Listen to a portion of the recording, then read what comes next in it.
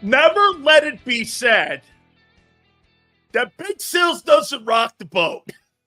Ah, holy shit, how you doing? Hope all is well. Did you get a load of that fireside chat today between Howie and the media, baby? That's a love affair. That is an absolute love affair. You guys are all in love with the general manager of the Philadelphia Eagles. Why wouldn't you be? February 9th, 60 plus days ago, you were serenaded by Howie Roseman, the Philadelphia Eagles GM. Did he say anything today? He's not going to say anything 9 days out from the NFL draft. Come on now. Hit that like button. We appreciate everybody coming aboard. Thank you so much. Even you folks north of the border, we welcome you in. How you doing? You don't got much going up there. Be another American team win the Stanley Cup. NHL playoffs around the corner. By the way, happy Jackie Robinson Day. Appreciate that as well. Holy cow, man. Hey, how about this? It is April 15th. April 15th. Where is Nick Sirianni's contract? Where is it? It's tax day. Where's the head coach of the Eagles contract? Where are we? What's up? Where is that mega contract of $25 million, making him the highest paid head coach for all the great and wonderful things that Nick Sirianni does, the importance to that football team? $25 million. 2 Super Bowls in 3 years. The culture he created. The offensive attack he created. The head coach and all of his hires that he personally hired. Every single personnel guy in the building. All at the hands of Nick Sirianni. He found the talent. He found the coaches. He found Jalen Hurts. Wow. $25 million. Holy cow, let's pay him the most of any coach in any sport in North America. Nick Sirianni. You realize that? He would be the highest paid coach in any sport in North America if he supersedes Andy Reid. Are you making him the highest paid coach in North America and all 4 of the majors? Nick Sirianni will be the highest paid Eagle. No, that's not what I'm asking you. Are you going to pay him more than any coach in the NBA, Major League Baseball, the NFL, the NHL, MLS? You tell me. Highest paid coach. How about this? Let's ask a couple questions on old Nicky. How much do you think he's had when it came to the development of Jalen Hurts? How important is Nick Sirianni to the development of Jalen Hurts? Let's go down the list of that. How important is he in developing Jalen Hurts? Abe, 0%. All right? 0%. 50%.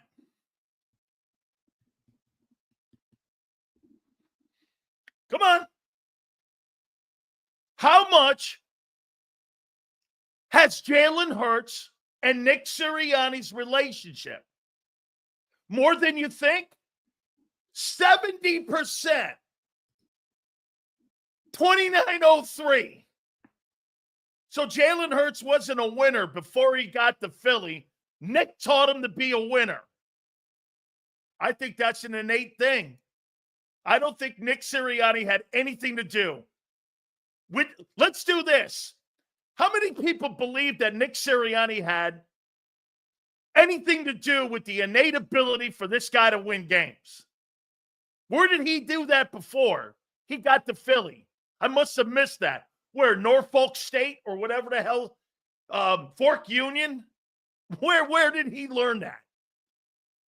Where did he learn his innate ability to be a winner? From Nick? Give me a break. So it ain't winner. Hurts was a winner before he showed up. He was fucking 26-2 when he was at Alabama in the Southeastern Conference Player of the Year. I give that more to Nick. I give that more to Nick Saban. Tell me. So it wasn't winning. I'll ask you again. How much do you really think this guy, this head coach, has had? Let's start with Nick and Jalen's relationship. Shit, I'm not sure the quarterback even likes him. Let's do this.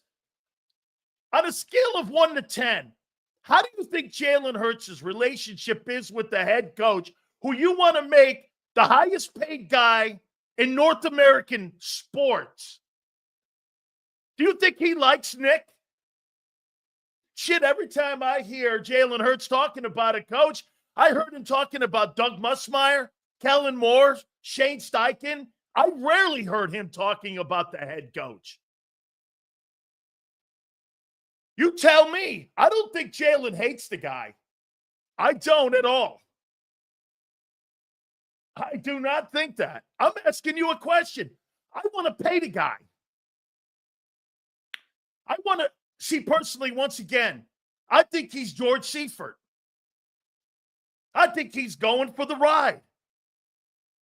You know, when Xander says he's the perfect coach, he is. You know what the perfect coach is? Goes along, gets along. Not a problem with that. A lot of people in business do this.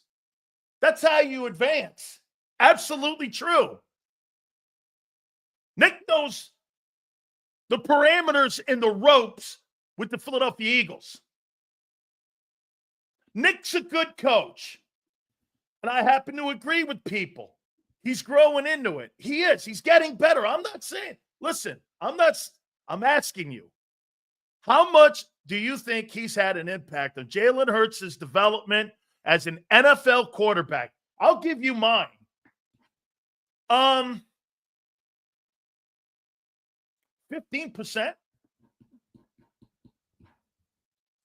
15?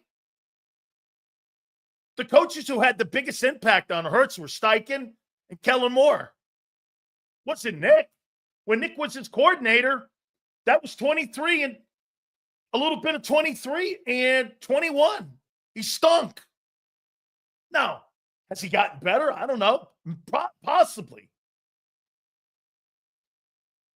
So we now have decided that pretty much he hasn't really had a ton of impact on Jalen Hurts' career as an NFL quarterback. Right? Just very little, whatever that number is to you. Okay. How much impact do you think Nick Sirianni has on the offensive production of the team since he's been the head coach in 21? How much of that offense is his responsibility? So we looked at it, very little impact on the coach that it's had on the quarterback.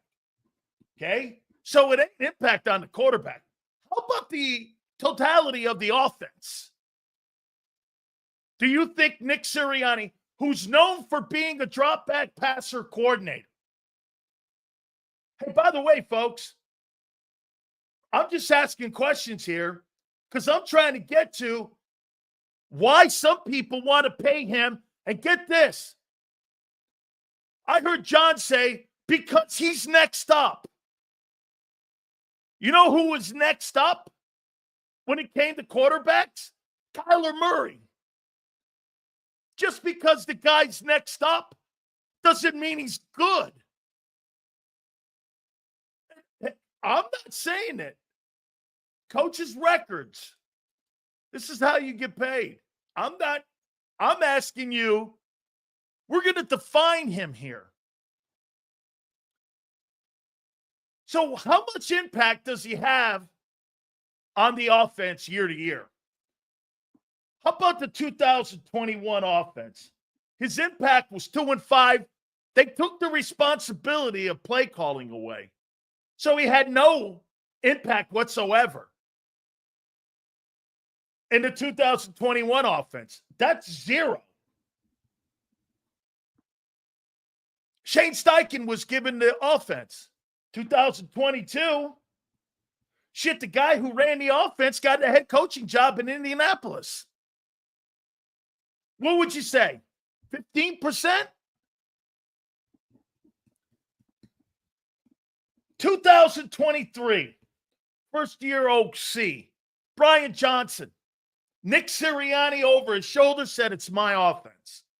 Brian calls the plays. Was a complete disaster. You know, I love how people dissect success for that 23 year, for the first 10 games. Yeah, well, unfortunately, they play 17 ball games. So what would you say?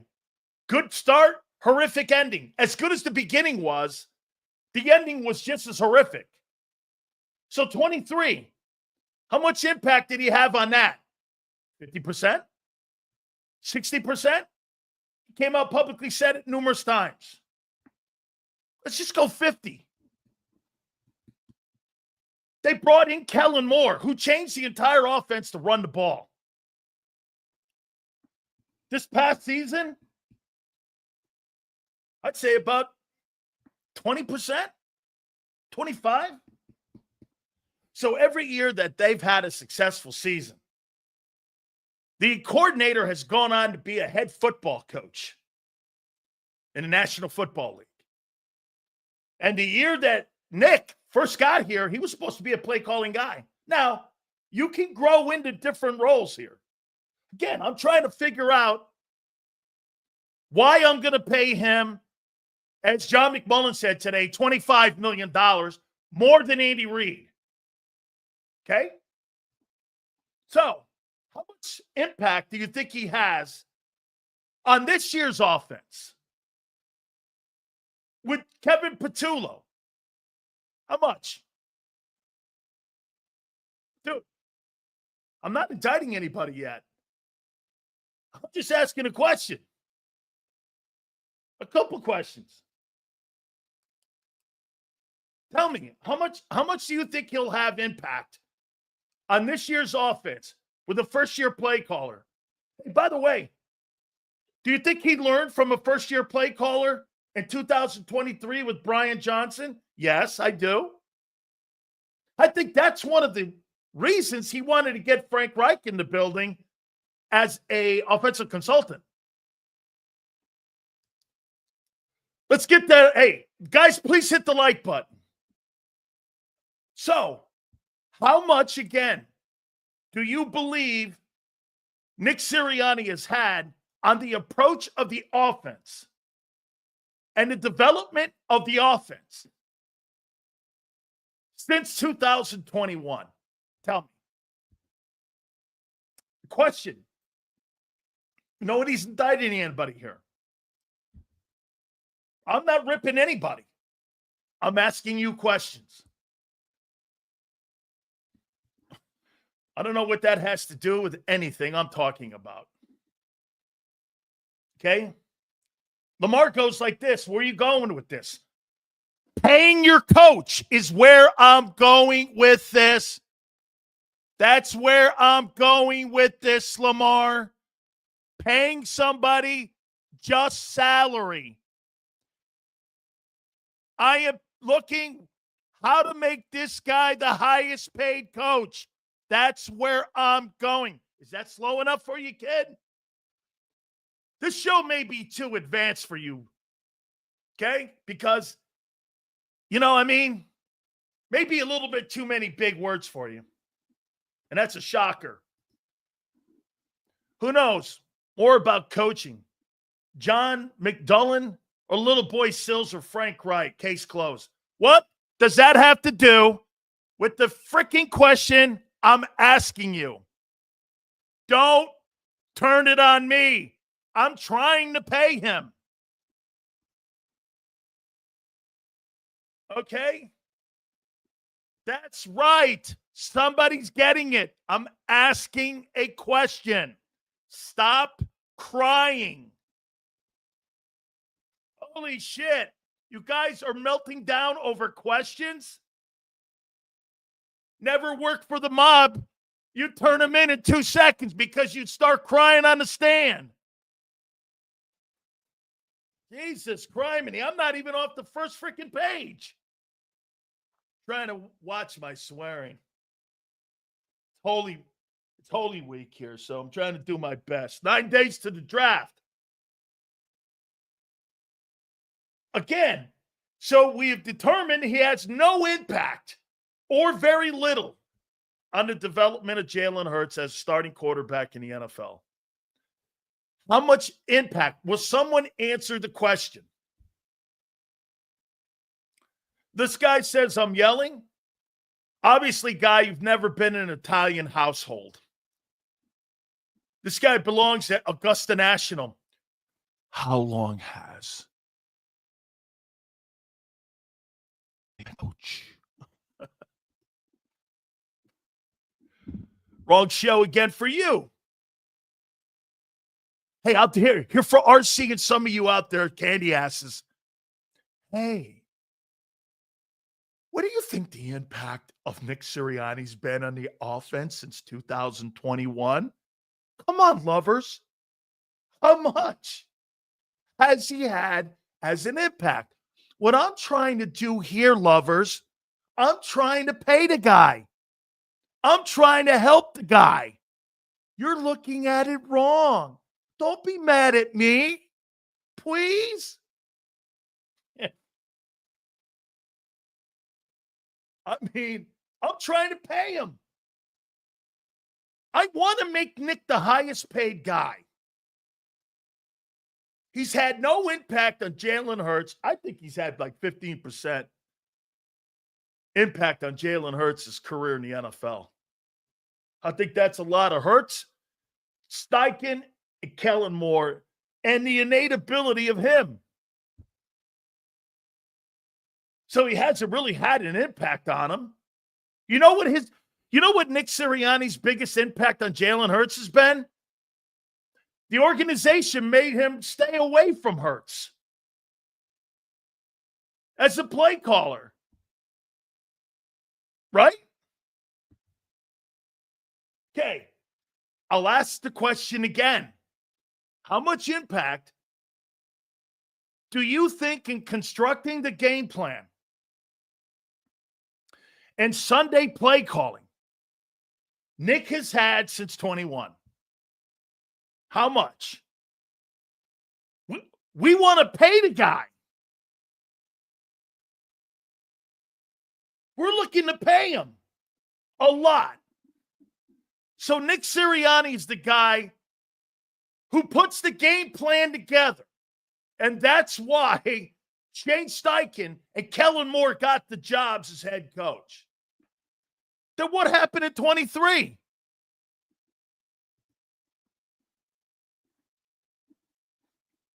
Nick has a hand in the play calling 100%? How many people believe this? That he has 100% hand in the play calling in Jalen Hurts' career and in that offense's career since he's been the head coach. What happened in 24? Kellen Moore devised an offensive attack and Howie Roseman parachuted Saquon Barkley in. Next highest paid cheerleader for the Eagles. Listen, You're saying that, Abe. I'm asking a question. You guys don't want to answer this. Okay. So you don't want to answer the question, how much does he have an impact on the weekly preparation and game planning a team? You don't want to answer that. So I'll just write down here, Eagle fans don't want to answer his impact in the play calling. Okay. We'll have to get back to that. How much of an impact do you think Nick has in picking the players to run that offense? How much? Remember what Parcells said? Hey, if you want me to build something, at least let me go shopping for the groceries.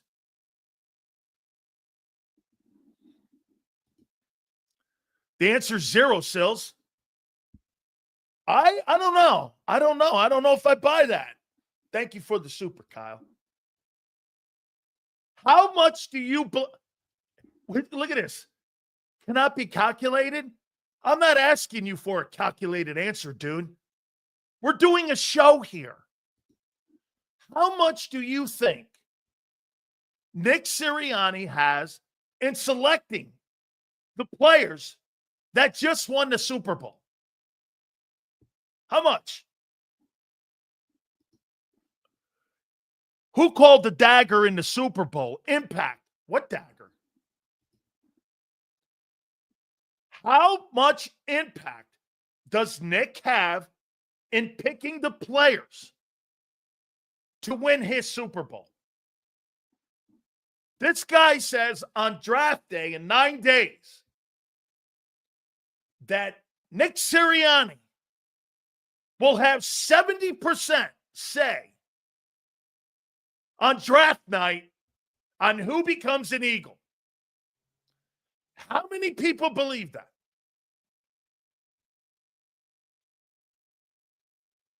Okay. Drafting players, none. Okay. So wait, let's get a couple more here. I want to pay the guy.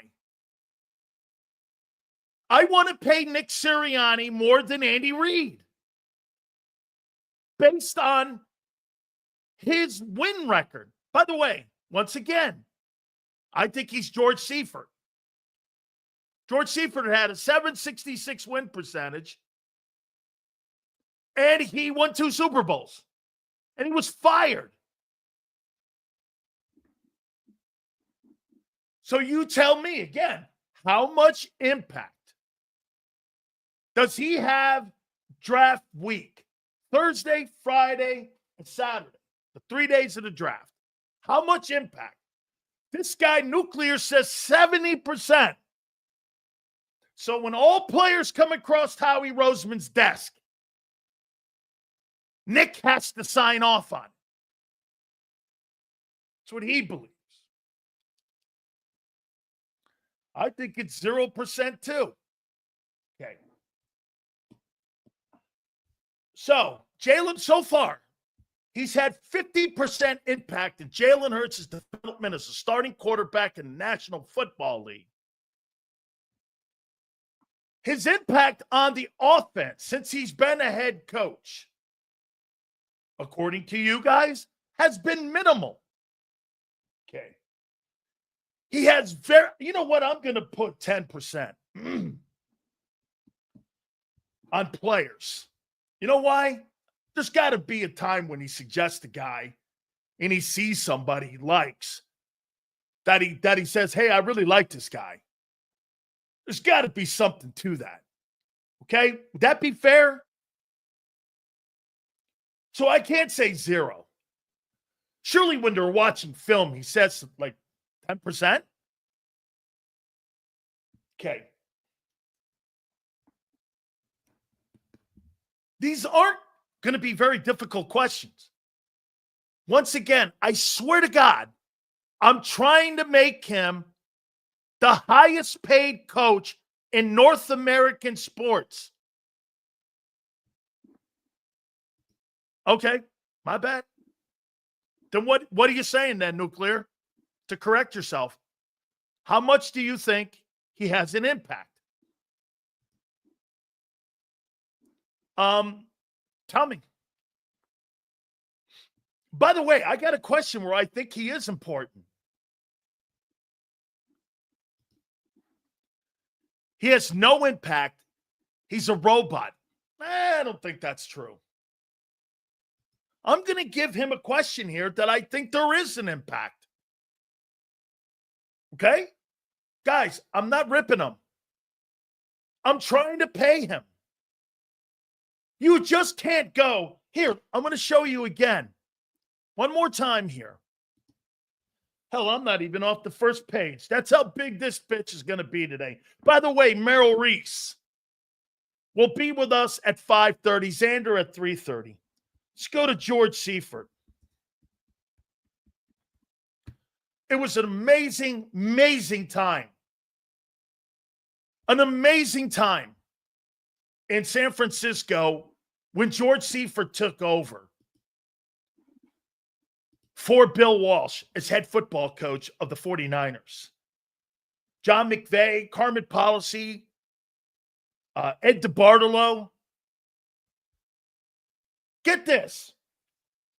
Just to show you something. 1, 2, 3, 4, 5, 6, 7, 8 years in San Francisco. He was 98-30 with a 766 win percentage. He was 10-5 with a 667 win percentage in the postseason. 2 Super Bowls. 1, 2, 3, 4, 5 times in 8 years. He went to the NFC Championship game and he was fired. He was a product of a fabulous run organization. Fabulous. Jerry Rice. Okay. A.J. Brown. Okay. Yes. They had great players too in San Francisco. Yes. They also had great players. They also had a great GM. They also had a great owner in Eddie DeBartolo.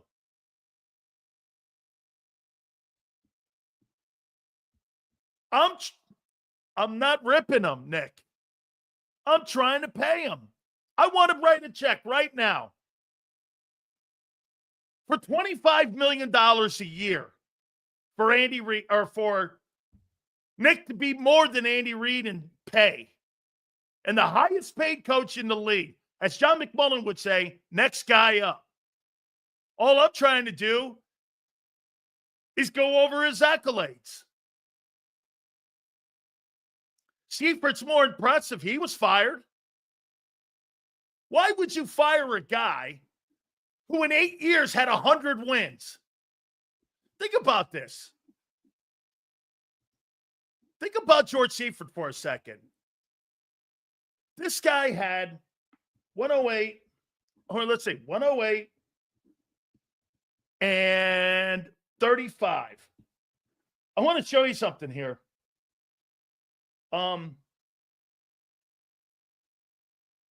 In 142 games, George Seifert won 2 Super Bowls and won 105 games, and they fired him. Why?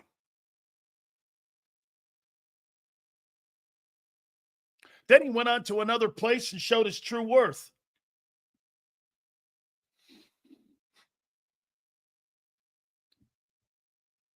Let's pay him. Okay. So he's had little impact on the development of the starting quarterback. I agree with that. He has had on the offensive production Very little impact in that. Okay? He's got about 10% impact and recommendations for players for his own roster.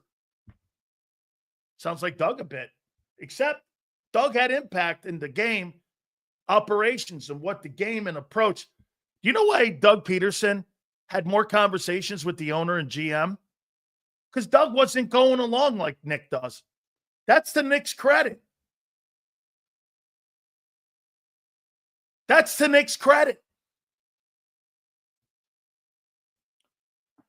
Here's something that maybe is the crowning achievement of Nick Sirianni. Maybe this is what and how you pay him $25 million. What would be that one reason? And don't give me the players play for him.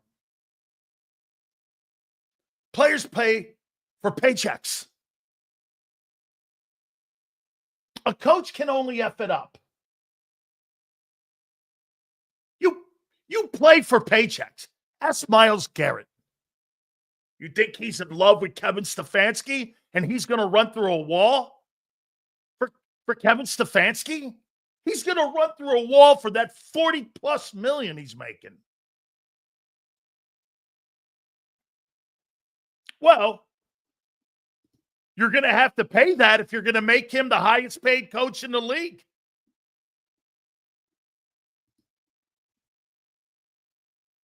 So, how about this one? Maybe this is the most important thing. Is Nick's value in coaching coaches? Follow me. Jimmy Johnson had complete say in the player development by hiring coaches for Aikman, North Turner, so on. Jimmy had zero impact on the offensive approach on Sundays. However, his idea was to run the ball. His idea was to play defense. That was his. However, here's the most important thing about Jimmy Johnson. He had nothing to do with Sunday game day operations except for this. Timeouts with 2 minutes going into the half and 2 minutes left in the game. Handling timeouts, time management. That's it. Coach Johnson will tell you numerous times. I don't ever remember being around him, and that was 6 years. Him ever calling a play. Telling them to run something offensive. Oh, I do. Wait. We were playing against Louisville, and we were trying to run the clock out. And Jimmy said, why don't we run a halfback option or something? The coaches said, Coach, we don't have that in the playbook. He had nothing to do with it. However, come Monday, when they were watching the film, Jimmy would manage his coaches.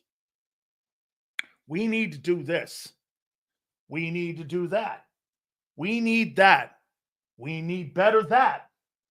I want you to convey this to your players. Coach Johnson's greatest asset had nothing to do on Sundays. It had everything to do with the preparation leading up to Sunday. He didn't give New Rockme speeches on Sunday.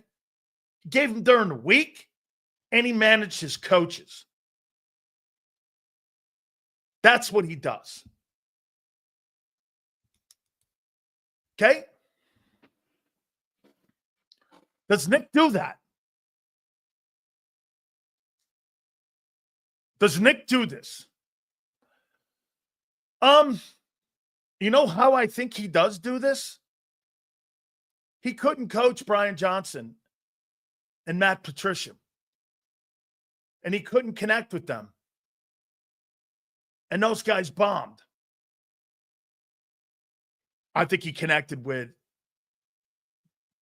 Doug, Nussmeier, Kellen, and Vic. How much is that worth? I think that's worth a lot. I think that's worth a ton. I don't need the coach's least responsibility, the coaches that I've been around, are the coaches that sit back and let their assistants do their jobs. Aren't those the best people you can have? If you're an owner of a business or you're the coach of a team, the people you employ should be empowered by you. Right? Right? That's what Tomlin does. That's what John McVay does. And I happen to think that's a little bit of what Nick does or tries to. And to Xander's point, he's growing into that more and more each year. And if you remember right, there was a crossover that first year. Nick's got to be more of a CEO guy. He failed as a CEO with a down year in 23. If we're going to use stocks and bonds, he exceeded the stock the following year. Right? Now, maybe that's worth a ton to them. I'm talking Jeffrey Lurie and Howie. Right? How much do you put a value on that? I think a lot, and I'm going to explain more here. If I'm Nick Sirianni and all of a sudden I get a sheet in front of me with a ton of names on it, and they're asking me, who do I like, what relationship that I like here with this? Look at what Vic said last year about Bobby King. He had never met Bobby King. He had no idea who Bobby King was. He knew his name through the channels of coaching and other people recommending Bobby King. You know who recommended Bobby King to Vic Fangio? Who do you think recommended Bobby King? Linebacker coach.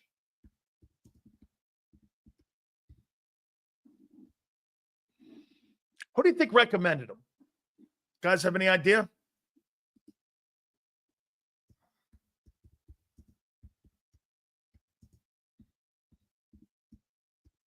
Vic had never worked with him.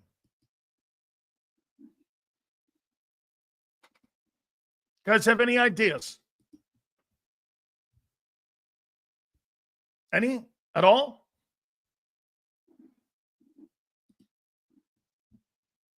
Did a great job last year. A super job last year he did with the linebacking core.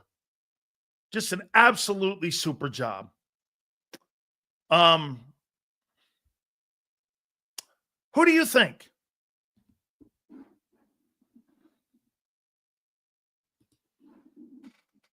Do you guys know? Nick, in my eyes, works better with veteran OCs and DCs. I feel like he can elevate first-time OCs and DCs. Okay?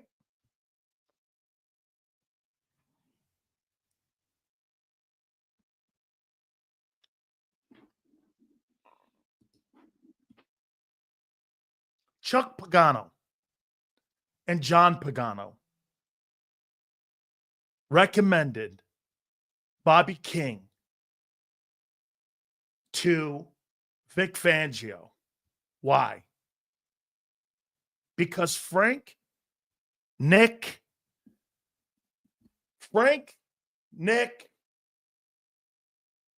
Kevin Patullo, all of them started with Mike McCoy when I was in San Diego covering the Chargers. He was an assistant linebacker coach to John Pagano, who was the OC or DC.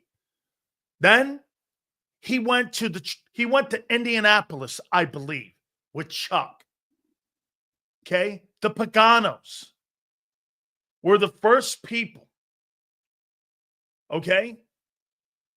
And he coached Melvin Ingram. He was there when I was covering them. Then I believe he went to Houston, if I'm not mistaken. But he started with Frank Reich. And Frank was the OC. He was the assistant linebacker coach with the Chargers. All of this goes back to Mike McCoy and Doug Peterson and that tree they have. These guys are as thick as thieves. That's who was recommended. The Paganos. And Vic has great respect for the Paganos. Had never met him. And allows him to coach. You know what Clint Hurt told me? Clint Hurt said that Vic, all he does is talk to his assistant coaches, Clint Hurt, Bobby King, the DB coach, all these guys, and they run their own shop. I think Nick is doing that now, and I think that's benefited him. Remember, he said Kevin Patullo and Kellen Moore couldn't go anywhere without one another. Those guys, Doug Musmeyer, the three of them were thick as thieves last year. And Nick was on the outside. Remember, he said, I feel a little jealous. That's an innate thing that a coach can do. You step back and let the process take its course. The problem Nick had in 23, he had no answers on how to stop the tidal wave. You know how you stop a tidal wave like that? Quality coaches. If you got quality coaches in your building and you're letting them and you're empowering them, those tidal waves won't come as often as it did in 23. Sirianni needs help.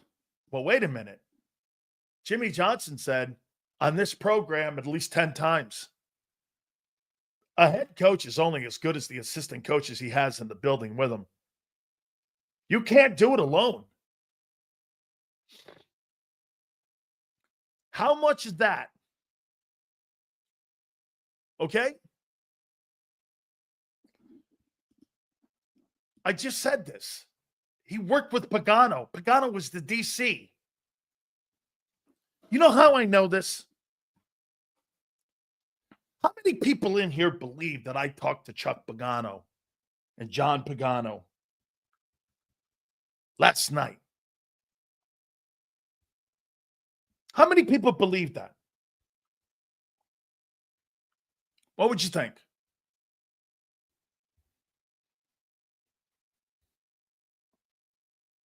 Do you believe that?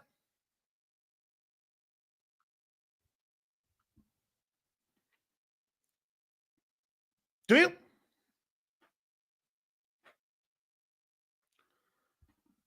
The guy on the left is John Pagano. The guy on the guy on the left of me is Tom Telesco, former general manager of the Chargers. The guy on the right to me is the defensive coordinator who Bobby King worked with, John Pagano, Chuck's brother. We're all dear friends. Why? Because Chuck was an assistant coach at the University of Miami, and so was John. I know these guys 40 years. Oh, and by the way, the guy on the left, Tom Telesco, was on this program. I asked those guys, had Bobby King ever worked with Vic? No. John recommended him. So did Chuck to Vic. And so did Doug Peterson and Mike McCoy. Where was Mike a year ago? Jacksonville. Who's Mike McCoy? The former head coach of the Chargers. When Frank, Nick, Bobby King were all in the same building, working for the Spanoses. That's how we know these people. You see, though, Jim, I have receipts. And people come on the program that are my friends. So, what I'm saying to you is the good coaches empower their assistants to do their jobs. Okay? Okay? Seems to me, Sills, that Frank is a very respected and trusted by Howie and Lurie. Yes. The linebacker coach, the final sign-off, was the guy who was on the program a week ago. Frank Reich recommended Bobby King. Vic Fangio respects Frank Reich a lot, as everyone in that building should. You want an assistant coach? They go to Frank Reich. Offensively, who's the linebacker coach that was in Indianapolis? Or the quarterback coach? Not the head coach from Bowling Green. There's a kid they just hired that was a dude that was in Indianapolis when Nick or Frank was there that they just hired, that Frank recommended. Half that staff that Nick Sirianni has worked under Frank Reich.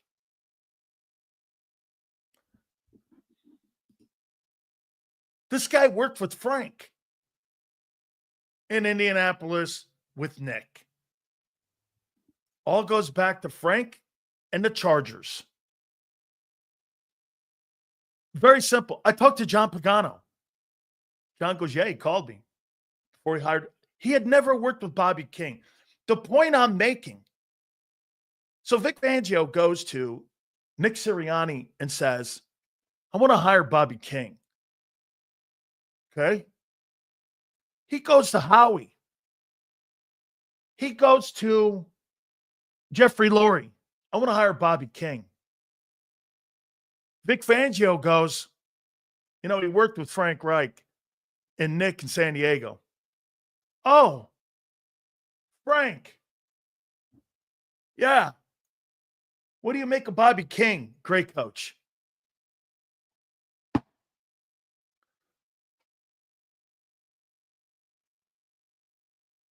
Maybe that's where Nick's value is.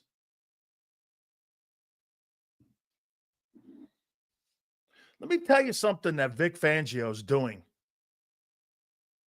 And I think that Frank Reich is doing behind the scenes. Remember, he was going to take the consulting job. Why? Because he was going to help Nick hire assistant coaches with Howie and with Jeffrey Lurie. Why? Because the last 4 years, they've all come with the recommendation, including Nick, from Frank Reich. Some people who covered the team may have an insight on how they operate. But I have the insight on who they know. Because I know these same people.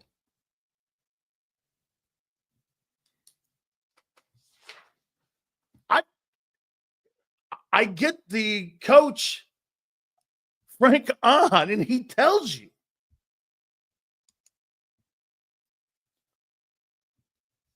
If there's ever an assistant coach's name that comes up, that organization will never not pick the phone up. I'll tell you this. Let's do this. I'm trying to get to the point paying Nick because I think Nick does a nice job at networking. To get the right coaches in. I think they do a nice job of networking through Frank. Hey, Kyle, will you do me a favor, Kyle? And count up how many assistant coaching jobs that Frank Reich has had in the NFL. I think it's 14.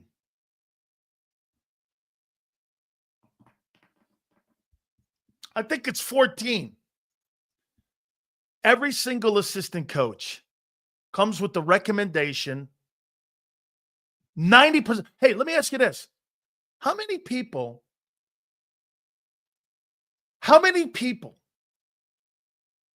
has Nick Sirianni signed that worked with Doug Peterson?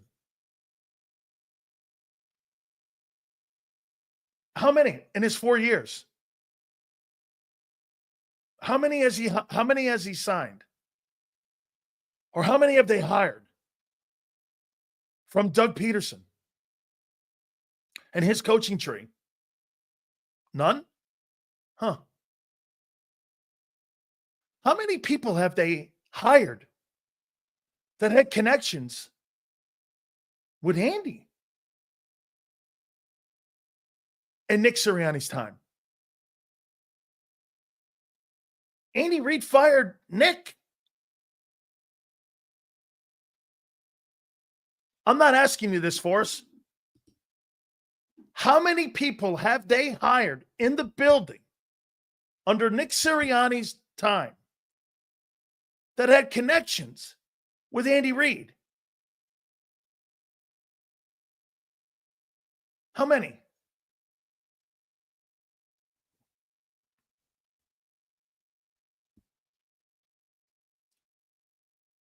How many? Maybe I missed one.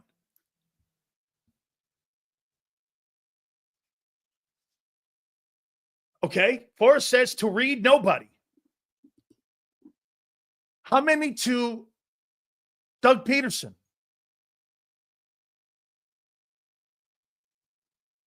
Nobody. This all goes to Frank.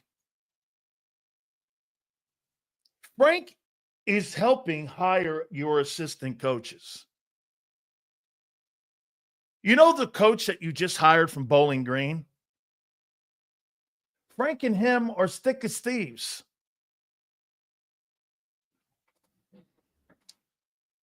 That's who got that job. I mean, maybe behind the scenes, Nick constructing and recommending these coaches, maybe I'm wrong. Maybe he is. Because I'll tell you this.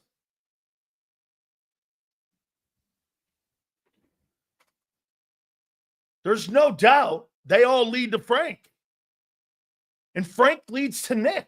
And Nick was recommended to the owner. It sounds to me that Nick Sirianni is recommending. Now, I don't know what his connection with Vic Fangio is. I mean, I don't know where that comes from. I think that's their hire. I think that's how I cannot, for the life of me, think where the connection is. I don't know if Frank ever overlapped with Vic anywhere. I talked to him last week. I think maybe they were together someplace. I can't remember because I thought he said he was there when he was the coordinator and he was the offensive coordinator. It might have been earlier in his career. Okay? Frank leads the Doug. Yeah, but not these assistants they're hiring. Nick Sirianni worked for Frank as his wide receiver coach and quarterback coach in San Diego. He didn't work for Doug. Again, maybe this is his value. Because listen here, Doug's big battle. What was the one thing that you think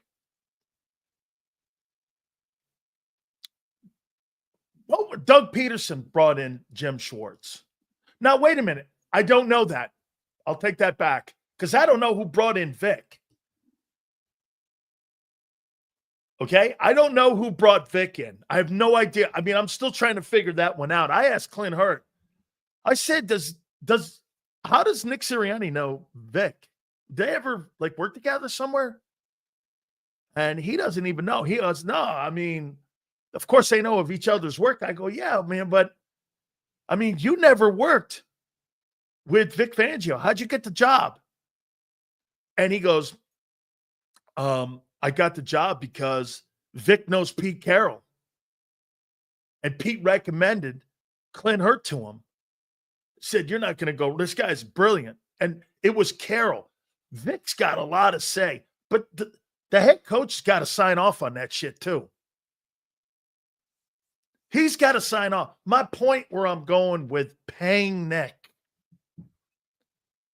is that, I'll tell you what, man. Maybe he is recommending these guys. Because I'll tell you, the organization loves Frank Reich and almost all your coaching staff. All goes back to Frank Reich and Nick working in San Diego.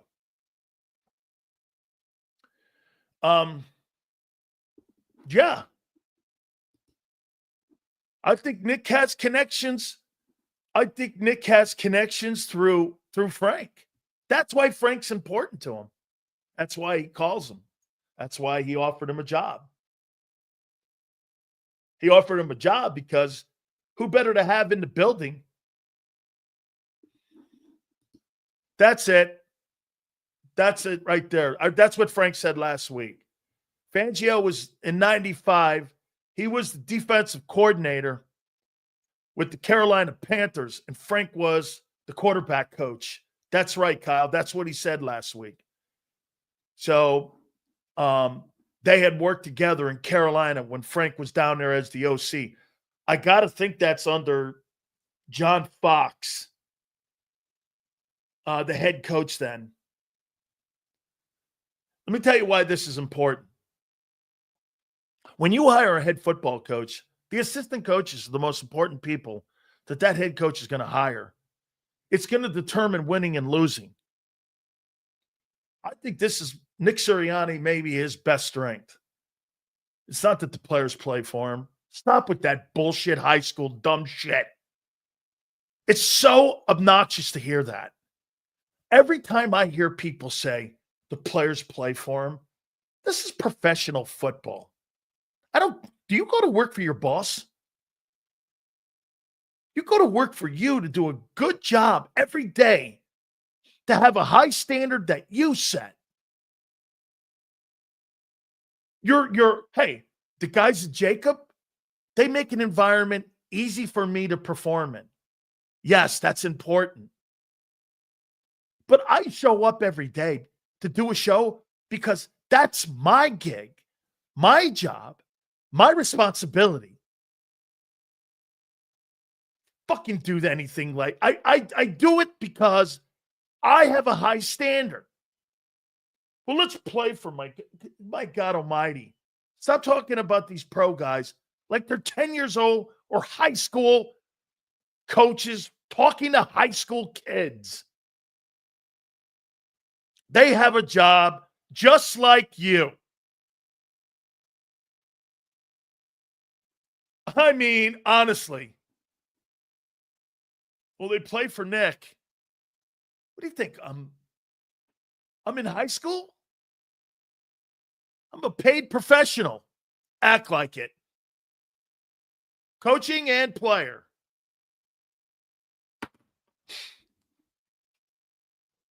So, I'm going to bend here. Did you hear me, Xander? Did you hear me? I'm going to bend here. I think Nick's got good connections. I think Nick's got and has worked with good people. I do. He may not have anything to do with the development of the quarterback, but maybe the people that are being put around the quarterback, he does. Along with Howie. And now, to be fair to Lurie and Howie, prior to Nick getting there, they have a track record of hiring really good coaches. They do. Listen, do you guys not agree? Missing on a coach like Brian Johnson or Matt Patricia is the same thing on missing on Jalen Reagor or a Whiteside or an Andre Dillard. Do you not agree?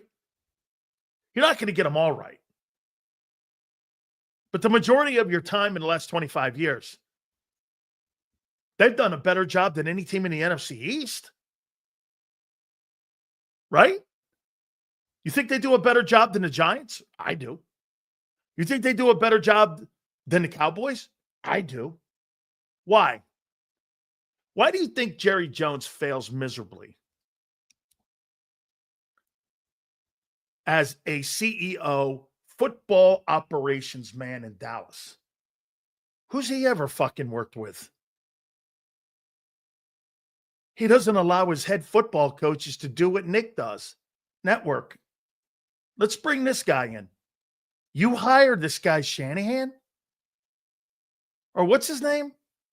What's the guy's name? The Dallas Cowboy head coach. What does Jerry know about hiring assistant coaches? What would he know? You know what, to show you what Jimmy did. Jimmy brought the entire Miami Hurricane coaching staff with him to Dallas. Every coach. Every single coach. He brought that won a national title and won all them games with me to Dallas. Why? He knew they were quality guys. He knew they were next level guys. That's right, Schottenheimer. That's his last name. Well, I'll guarantee you, he ain't Marty.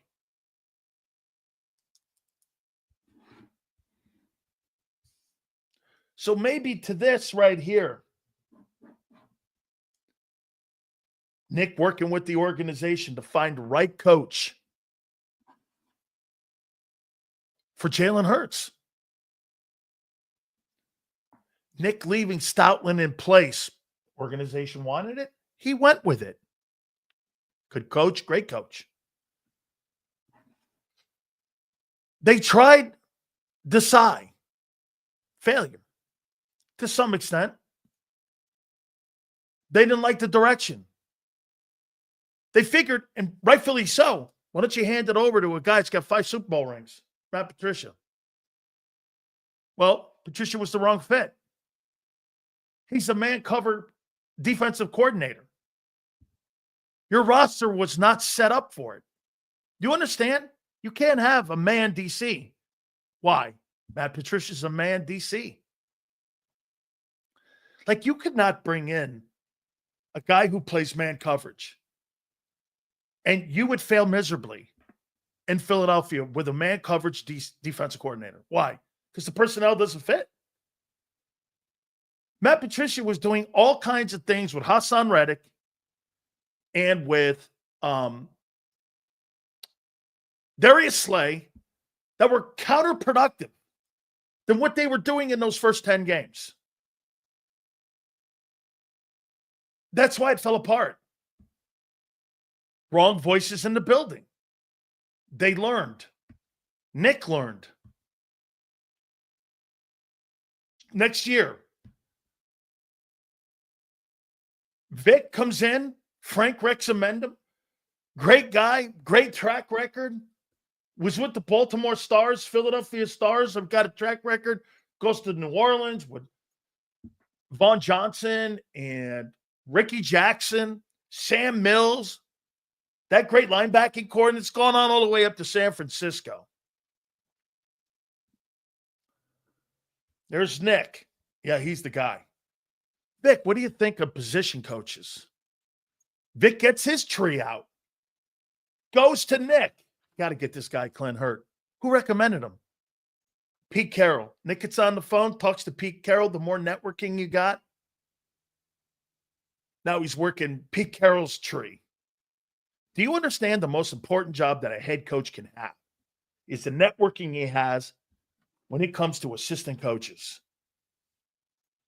Because if you're a successful team, you're going to constantly lose it. This is where I think his value is. This is what makes Andy a non-replaceable guy.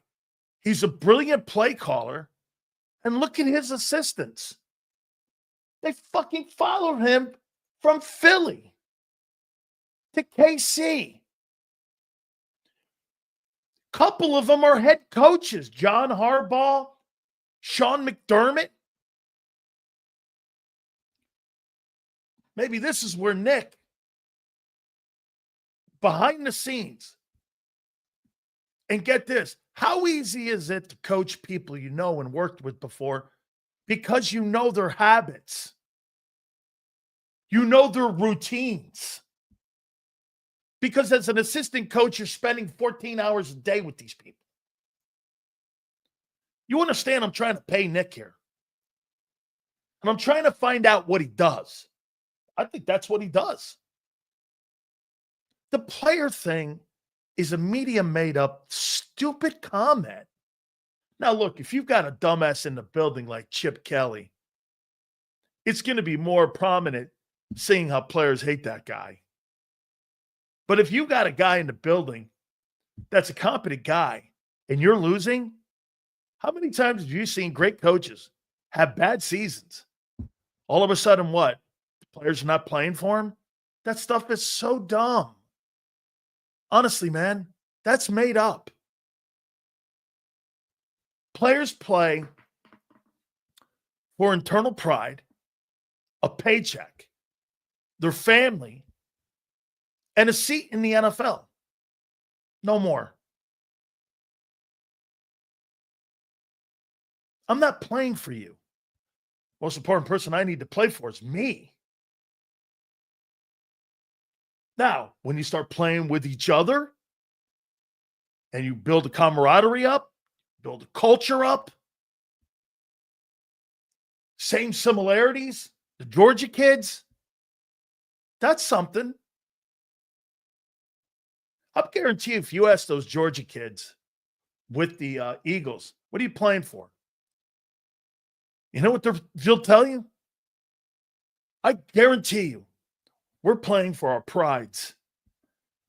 You drafted all these Georgia kids. They take great pride coming from that culture, playing for Kirby Smart. Every single one of those guys don't want to let the other guy down.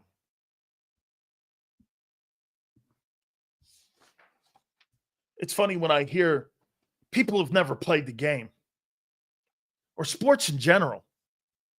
They're the ones that make these outlier comments about playing for your coach or all that other stuff. And you're like, playing for your coach. Fourth quarter. You're looking over at your buddy. It's a tie ball game. I ain't playing for my coach. I'm playing for my brother next to me here in my unit. I don't give a shit about that guy on the sidelines. I care about the pride we got in that huddle there. My assistant coach I care about. Bill Walsh used to have one of the coolest techniques on how he got his players to play. The guy who won those 4 Super Bowls in San Francisco and set up that great culture, that guy would scream. We've had Randy Cross on here. He would scream at his assistant coaches to no end. He would berate them. And after a while, the players in San Francisco didn't want McKintrick, the O-line coach. Didn't want the defensive coordinator getting ruined.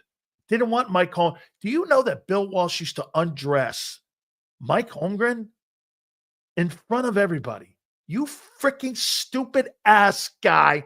How could you run that play with Joe Montana and Jerry Rice? You dumbass. Jerry Rice and Joe Montana always took offense to that. We can't have that again, guys. Come on. You made internal pride.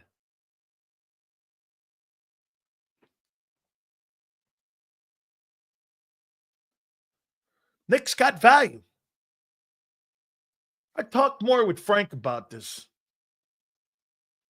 I said, how much does this guy know? Does he really know? You're underrating him as a guy who knows a lot of people.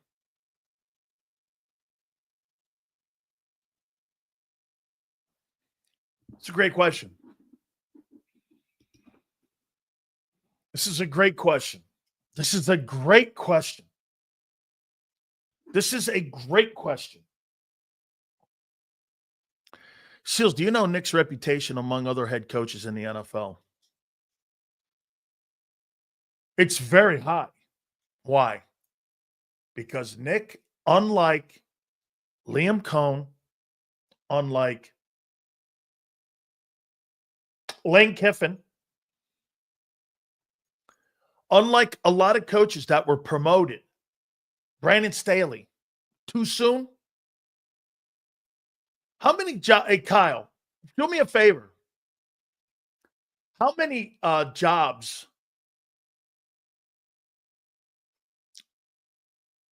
I'm trying to think. How many jobs do you think not only has Nick had as an assistant before he got the Eagle job? The value of Nick is also highlighted because he's so close with Howie, unlike he's working with him. That's correct. And they're not bumping heads in personnel. You know what? I'll tell you what Nick does too. This goes to Xander's point about he's the perfect coach. He's not butting heads because you know what Nick's not doing? Nick's not running up there going, I need to replace this guy right now. Howie knows that. You know what Doug would do? Doug probably jumped in Howie's sandbox numerous times, and it aggravated Howie. That's why they would butt heads on game day rosters. What's the only? Hey, guys, tell me. Okay, Nick's had 10 jobs. What did we come out to on Frank? 14? Something like 14 jobs. All right.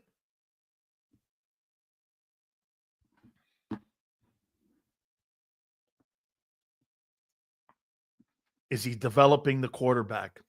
No. But he's hiring people with the organization's help in finding through his connections the right centerpiece for Hurts. That's a plus. You don't have to work with the guy. Hey, look. You don't have to work face-to-face with the guy. If you're hiring somebody and you believe in what you're doing and you're hiring, and you empower that guy, I'm telling you, the greatest thing I ever saw Jimmy Johnson do was empower his coaches. But with great responsibility comes with great criticism if you don't get that job done. Jimmy Jimmy had a lesser rope on his assistants than he did on his players. Because remember, he's got a personnel department he's got to deal with. Personnel people think they were right. Here's another one. Do you not agree? When it comes to somebody like Nolan Smith, Howie looks at it now like, we just hired the wrong teachers. We got the right teacher in the room. Look at the results. Vic's a linebacker guru. Clint Hurts, D-line guru. I mean, the results are there for itself.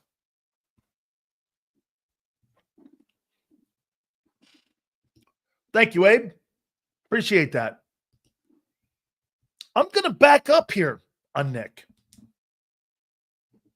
That's not a cheerleader. Now, his stupid bedside manner he's gotten better at, that can be fixed. You can fix that. Stop doing it. You look like a jackass. Thank you. Don't do that again. Hey, that's easy to coach. Owner parachutes down and goes, stop acting like an asshole on the sidelines. Thank you very much. Let's move on. Keep doing it, you get yourself fired.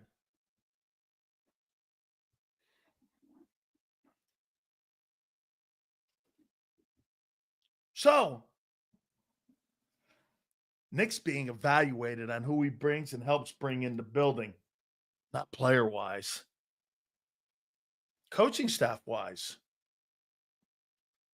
You know why we could tell? The inconsistencies, 21, 22, 23, and 24. They've all been consistent. Good and bad. Kansas City, it's like a heartbeat. Nobody really leaves. Philadelphia, they leave. Steve Spagnuolo is now going to be the new head football coach of the Kansas City Chiefs. That's already been determined. He's going to be in the Todd Bowles kind of contract. He's the heir apparent. Clark Hunt's already promised him that. That's why he's not leaving. Why would you?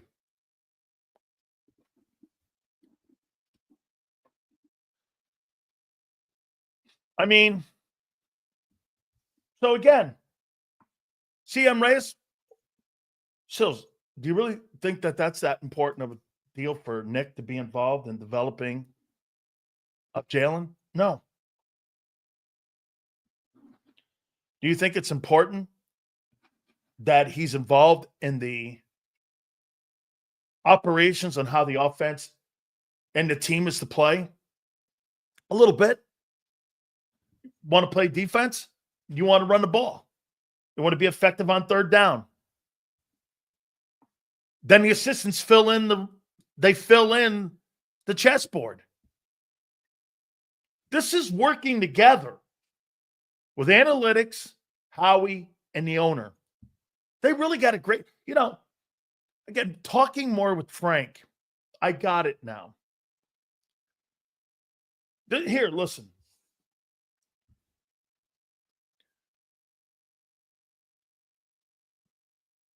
Frank is such a huge asset to you guys. You have no idea.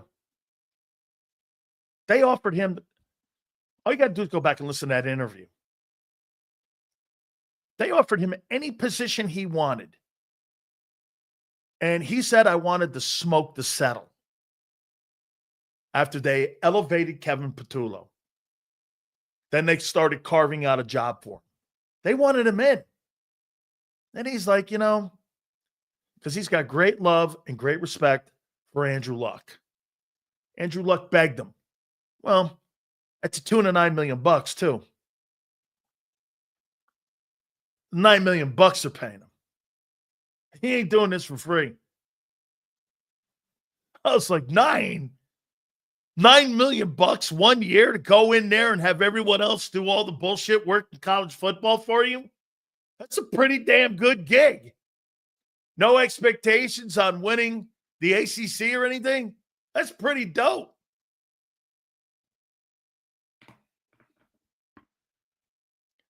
Yeah. 10 months of work, Abe, $9 million. This guy's making $1 million a month as the interim head coach of Stanford Cardinal football. Interim.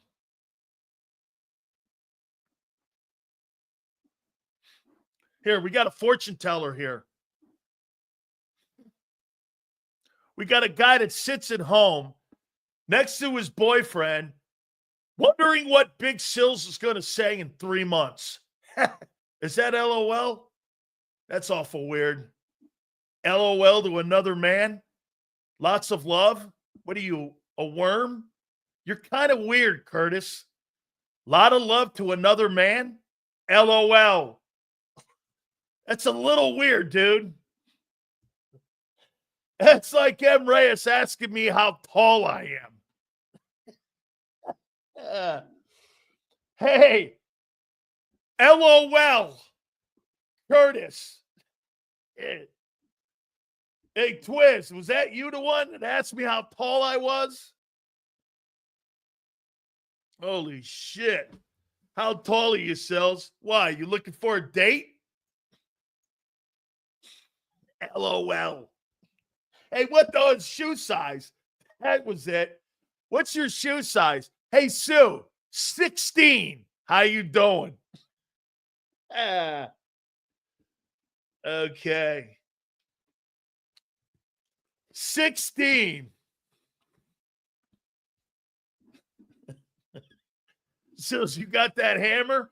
My nickname at college was Tripod, Sue.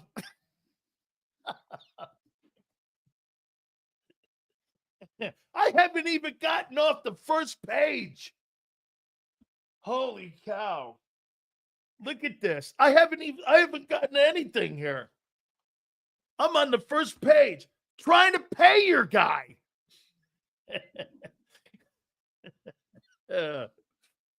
Oh, man.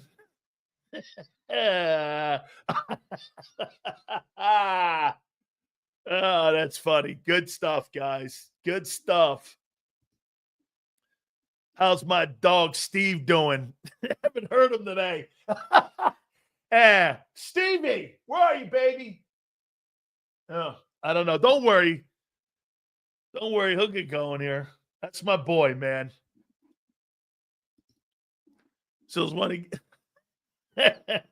Oh, man. Leave my Stevie alone. Giving me. Hey, you know what propelled me to have a great open to my show today? Talking to Xander prior to my.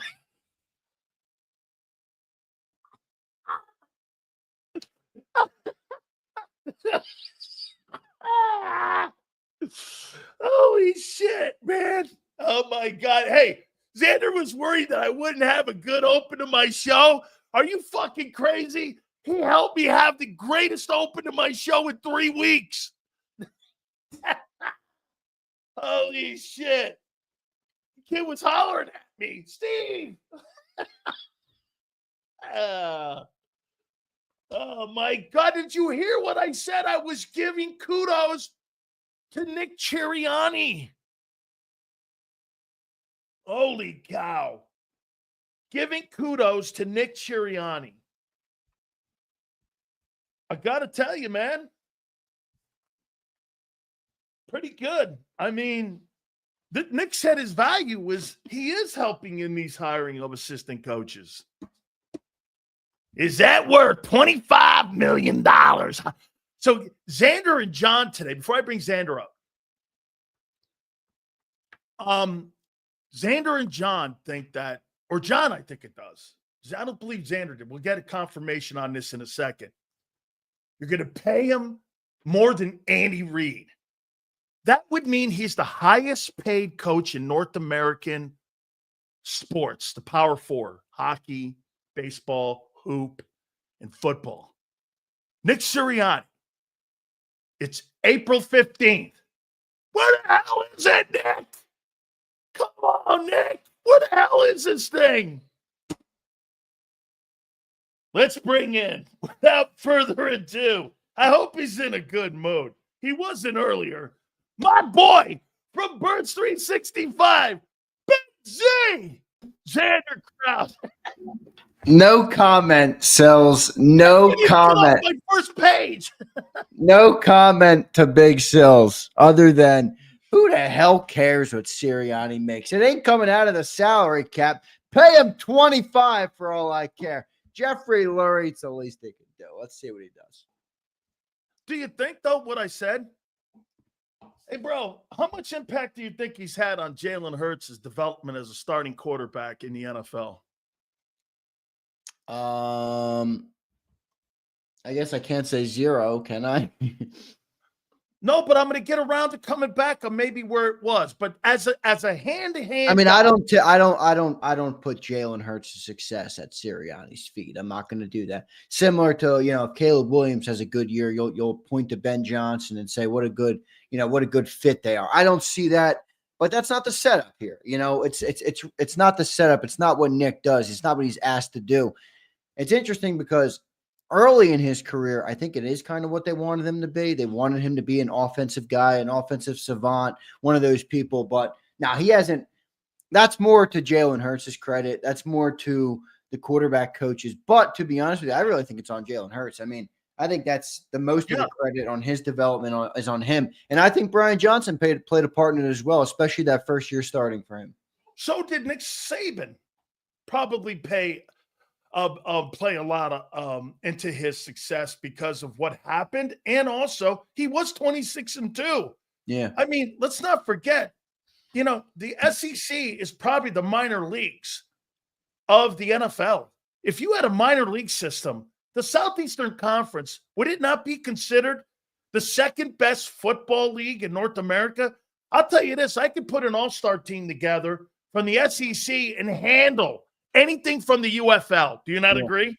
Oh, I agree completely. I agree. Those are the best prospects upcoming, man. Those are the best 20-year-olds in the country in the SEC for the most part. So, no, I agree with that completely. I mean, and that was a big that was a big part of it. That what you just said about Jalen, and I think Lincoln Riley helped him a lot. Zeal, I'm sorry to take it out on you again, but I was doing this segment pre-show or on Afterbirds 365 on Xander time, and we're talking about Shedeur Sanders. And I had somebody tell me he didn't win a lot at Colorado, and he basically likened it to how Hurts won. And I'm like, Hurts played at Alabama and Oklahoma. What the fuck are you talking about? That's not the same as Colorado. But, they wanted to tell me that Oklahoma wasn't that good of a program. I'm like, dude, they had 2 quarterbacks taking 1 overall. They won a lot of football games. Bro, Oklahoma is one of the top 10 programs of all time. Yeah, agreed. I mean, what are you, stupid, man? All right, how about this one? I wasn't having any of that. No, Oklahoma, man, that's Texas shit and all that, man. You're crazy. How much impact do you think he has in the direction of the offense since 2021? Who, Nick? Yeah. I still think it's kind of his. I'm trying to get him paid. The highest paid. I want my exercise here. I want to pay him. Sileo is going to run through all of the things that Sirianni has publicly been removed from, and that's going to be the exercise here. I'm already picking up on it early. How much impact? I think it's the Jalen Hurts offense. This is my take on the offense. I really think it hasn't changed that much. You've had 4 different coordinators. It hasn't changed that much, and you're about to have another one, and it's not going to change that much again. So I think it's Jalen Hurts' offense. It's tailored to what he likes to do and what he wants to do, and I think Nick has had a part in it. I do. I mean, you can't come from where he came from and then make an offense that works with Jalen Hurts. I think he got a lot of help from guys like Shane Steichen, who brought out other things in the playbook that Jalen thrived at that maybe showed another side of Jalen Hurts. But yeah, I mean, maybe Nick hasn't done too much. I don't know. I'm not in the room. Maybe he's done a lot. Maybe he is the offense, Sileo. Hold on. I'm trying to get him paid. I want to pay him more money than any guy in North America. You're trying to take me all around the world so we can prove together that maybe he ain't worth that $20 million nugget. Hey, here we go. How much impact do you think he has in the personnel that is being added to the roster every year? 0. Well, don't you think he recommends something? 10%. Don't you think he recommends 10%? Okay, that's what I got. All right. So he has no impact in the development of the quarterback. He has very little impact in the direction of the offense. He has 10% impact on the people that he adds to his roster on a year-to-year basis. Okay, now here. So far, I'm not paying him very much. Now, secondly here, here's where I think he is important. Bro, I do think his connections, and I do think now, having talked to Frank last night, and I found out how Bobby King got there. Bobby King was in San Diego as an assistant linebacker coach with Frank and him when they were all there together.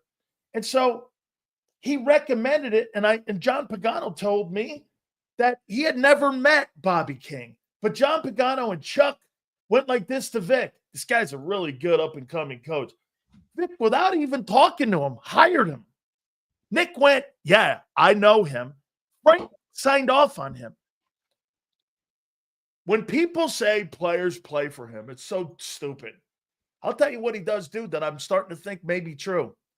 I think Nick allows his assistant coaches to coach these kids and to coach these players because the results are a direct outcome. When you didn't have good coordinators in 23, it was a shit show.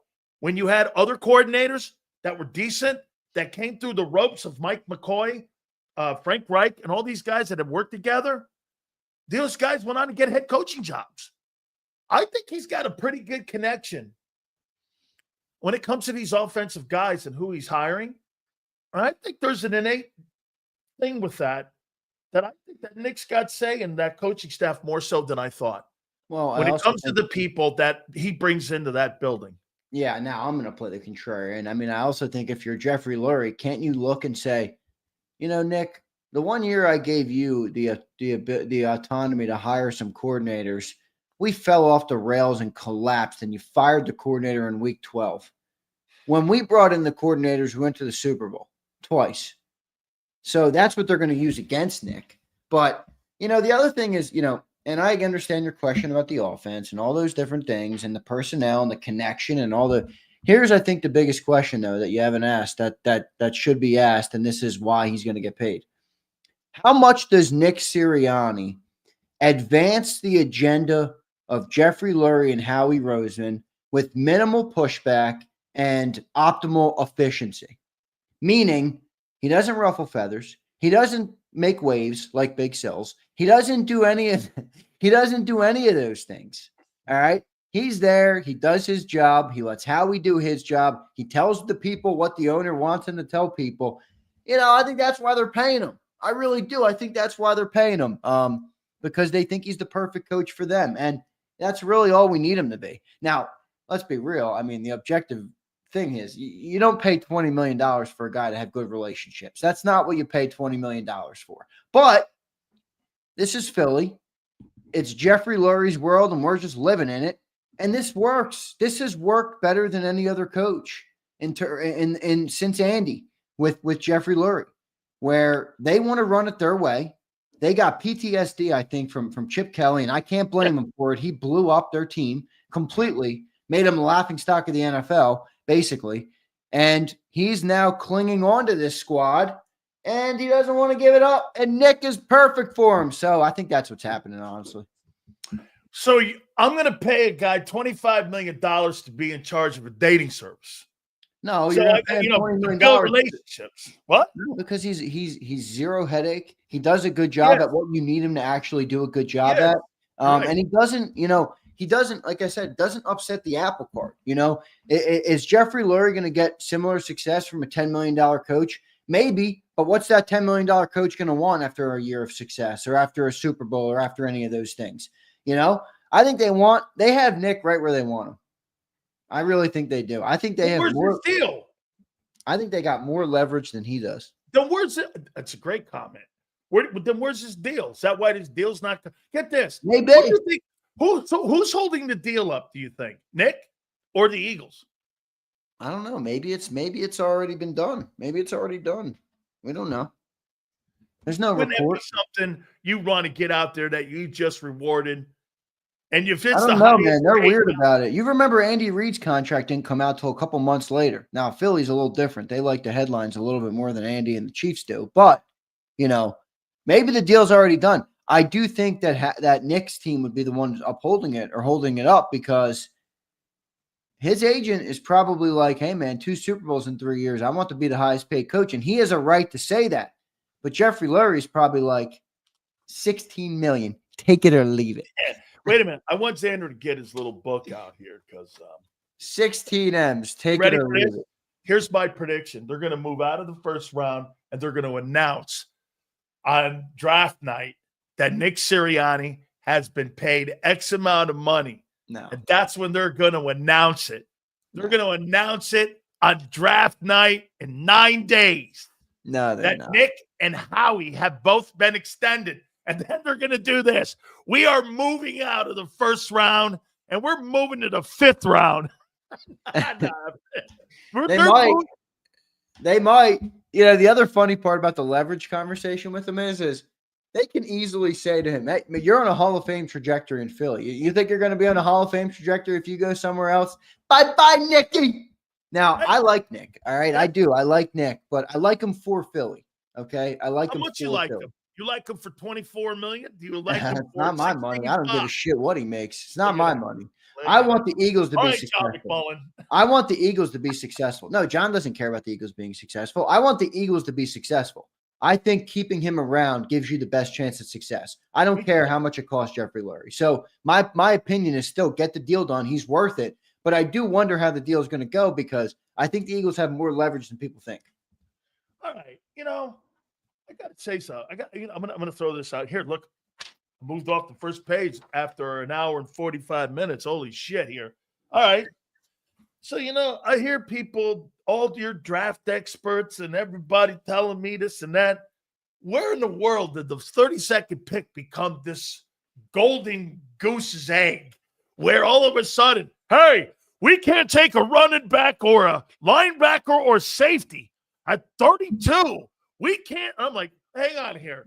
32, 33. I don't know. Where are we going here? It's the same pick. One's the first pick and the second. Xander, don't you think all things are open at 32? I mean, yeah, so when Malachi Starks comes in there and you're looking at him, here's a stat for all you freaks out there that covered the draft. Here, in the last 3 drafts, the first 3 picks in each round have all had visits that the Eagles have had them into Philadelphia, and they spoke. Is that right? All the top 3 all picks? 3 picks, their first 3 picks in the last 3 drafts. Wow, that's big. All been personal invited guys into the organization on their visits. So they're not doing anything sneaky here going, hey, there's a guy out there we really like that we're not bringing in. They're not playing that game. They're kind of showing your hand a little bit. This is the one thing that they show their hand at is that their visits, the last 3, that they have been pretty consistent in the guys they bring in. One of those guys is going to get drafted. That's a pretty big number there. So Howie and Nick spoke today too. What's that? Howie and Nick spoke today. They were going right before your show, so I was watching them a little bit, but I got to go and re-listen to the whole thing. You know, they were saying a lot of nothing, but there was a couple tidbits in there that I picked up from Roseman. You know, he likes D lineman, man. I'm thinking D lineman at pick 1. I'm telling you, man. They asked about interior pass rush and interior defensive line, and he lit up like a balloon. And he's like, "Yeah, this is it's one of the fastest ways to get to the quarterback. That's how you get pressure. It's obviously a huge priority in Philly." So I think they're going to go that route. But no, you're right. I mean, look, anything can happen at 32, and they did just bring in Malachi Starks, to your point. They bring in people in, so maybe he is an option. It's not my favorite pick. I'm not going to lie to you. I like the player. It's not my favorite pick for the Philadelphia Eagles in 2025. It's just not. I don't think it gives you the best chance at recreating the number 1 overall defense or even a top 5 defense, which gives you the best chance to go back and win a Super Bowl. So I'm going defensive line, and when I identify which guy I want, I would be relentless to go and get him. That's my approach. Doesn't mean it's going to be their approach, but I would trade up if I needed to go get my guy. Let me give you a couple trade scenarios here. Like, bro, would you trade the 27 for James Pierce? Or 28? Trade for the 28th or here. Yeah, trade up 4 or 5 picks. Give a 3rd and a 5th. If I really like that guy and I'm right. Like I would do it. I would do it. I would do it 100%. I would do that. I would. Okay, let me throw this at you here. To that point, I've brought this up and I did more detail into it, what it would cost to do this. By the way, we'll get to all your supers. Please hit the like button, guys. So I'm really intrigued by the Saints because I'll tell you this, Kellen Moore's got a shit show down there in New Orleans. There's a shit show there. I mean, who's quarterback? I don't know. I actually don't hate it. Who's the quarterback? You're $60 million over the cap. What if they put Shedeur in there? That fixes it? I'm not saying it fixes it, but they actually have decent skill players. They do. And they have decent lines. They're not great, but they're not. Shedeur falls to, or do you think they draft him high in that Top 10. 9 overall. Let me go here for you. Let me think about that. So that how about if you let him fall? I think he's going higher. I'm a Shedeur guy. All right. I went through an exercise. I told you I talked about this on Xander Time today. And I brought up and I had a communication with the chat of, all right, what don't we like? What don't you like about this guy? Dude, it's all bullshit. I'm telling you, it's all bullshit. All the things that people don't like about it. If you want to tell me you don't think Shedeur has the football talent or some of those things are going to hold him back, that's fine. But the minute I hear someone say, oh, he's arrogant, and I'm like, dude, shut up. Shut up with that crap. Not anything. I hate that analysis. I don't think that's going to be a problem for him at all. I think he's pro style ready. I think if you go to a team that has decent lines and decent skill position players, he will thrive. But that's at the bottom of the draft. I know. Well, I think the Steelers are a home run pick. Me too. If he goes to Steelers, watch out. He'll have a good year. Pick for him. Yeah, right. He'll have a good year. Good weapons there. Good offensive line there. If you send him to like Cam, how many people? Cam? The coaches that are currently there now will not benefit from anything they do in the next 2 years with him. Do you understand that? Because they're going to suck because of the shitty personnel around them. No, yeah, they're not good. They're not good enough. There's no doubt. They're not ready for a quarterback. Kyle brings up a good one. Watch for the Colts at 14. I could see that. I could see that too. But then that's an immediate. That means Jim Irsay has to immediately agree to the fact that he failed with Anthony Richardson. And Xander, you and I, since day one, guy with 51% completion percentage in the Southern Conference is not going to improve in the NFL. Here's the funniest part too. The funniest part about his 51% was it was an ugly 51%. You know, like sometimes it's like a pretty 51%, or it looked better than it actually appeared on paper. His was the opposite. If you watch the Florida game when he was there, it was damn near unwatchable. He couldn't throw the ball to anybody. He couldn't hit the broadside of a barn. He couldn't put a golf ball into the ocean. He couldn't do shit. I knew that was coming with Anthony Richardson. Justin Fields is better. Yeah, Justin Fields was much better. Anthony Richardson is not a polished player at all. How about this here? I'm going to go back to the Saints here. So you give the Saints your 32nd, your 96th this year, and a 4th and 26th. And the Eagles they move and get the 40th pick, another 93rd pick, another second, and a 2nd and 26. I do that deal. That sounds good to me. You drop back to the 2nd. You pick up a second out of the first. Yeah, you pick up another second rounder next year.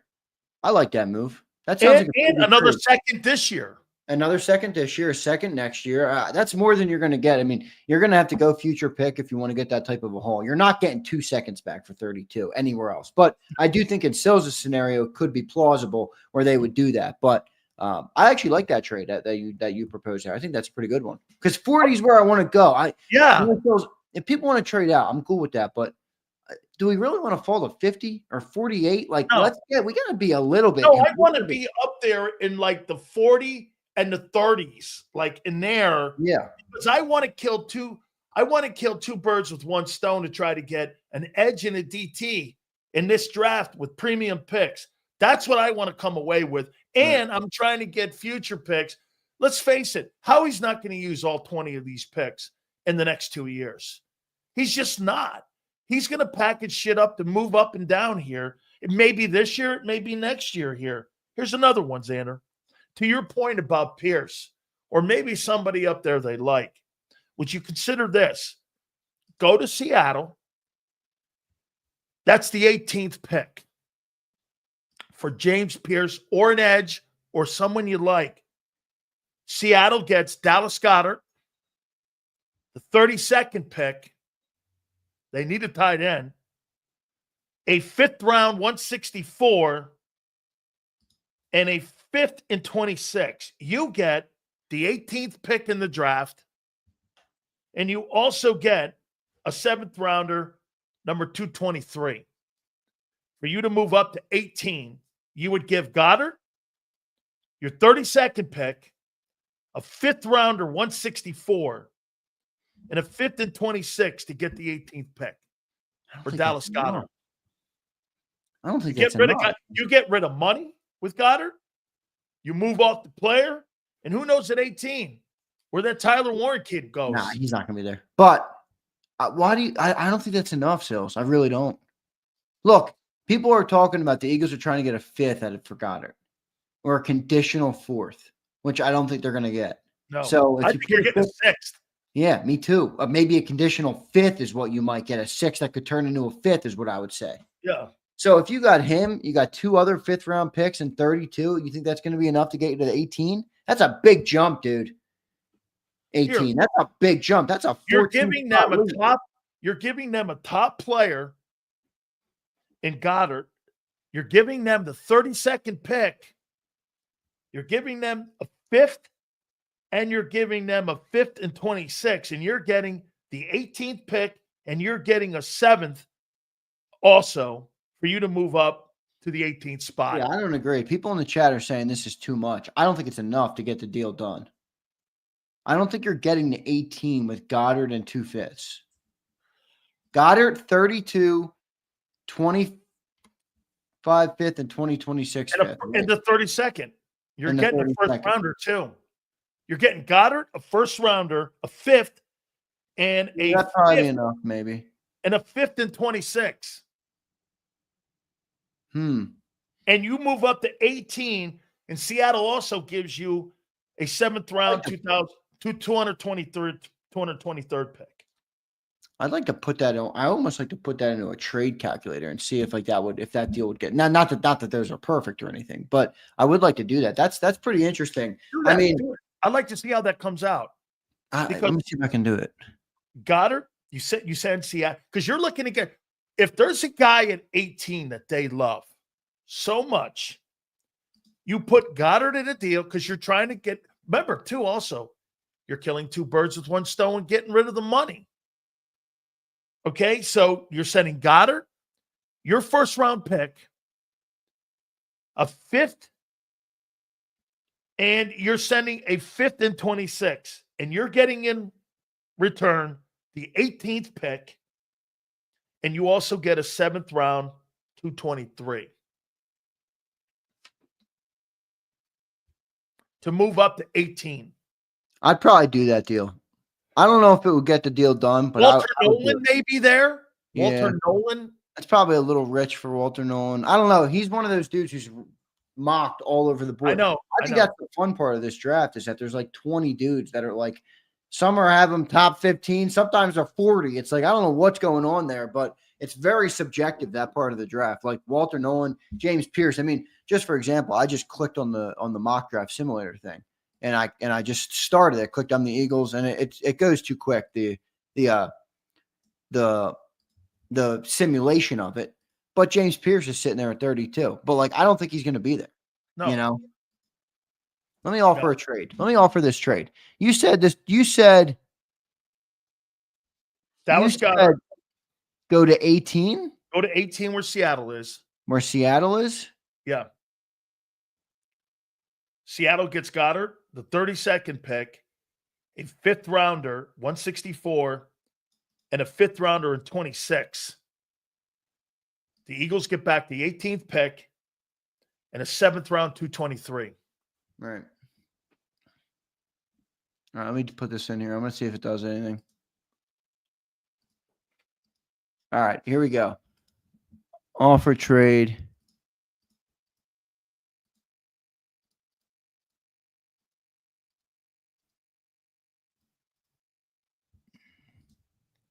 They're going to get off of Goddard. Goddard, 32, a 5th, and a 5th. And 26. And it's 5th and 26th. And they get the 18th, and they get a 7th rounder back in 23. Or 223, they get the 7th rounder this year.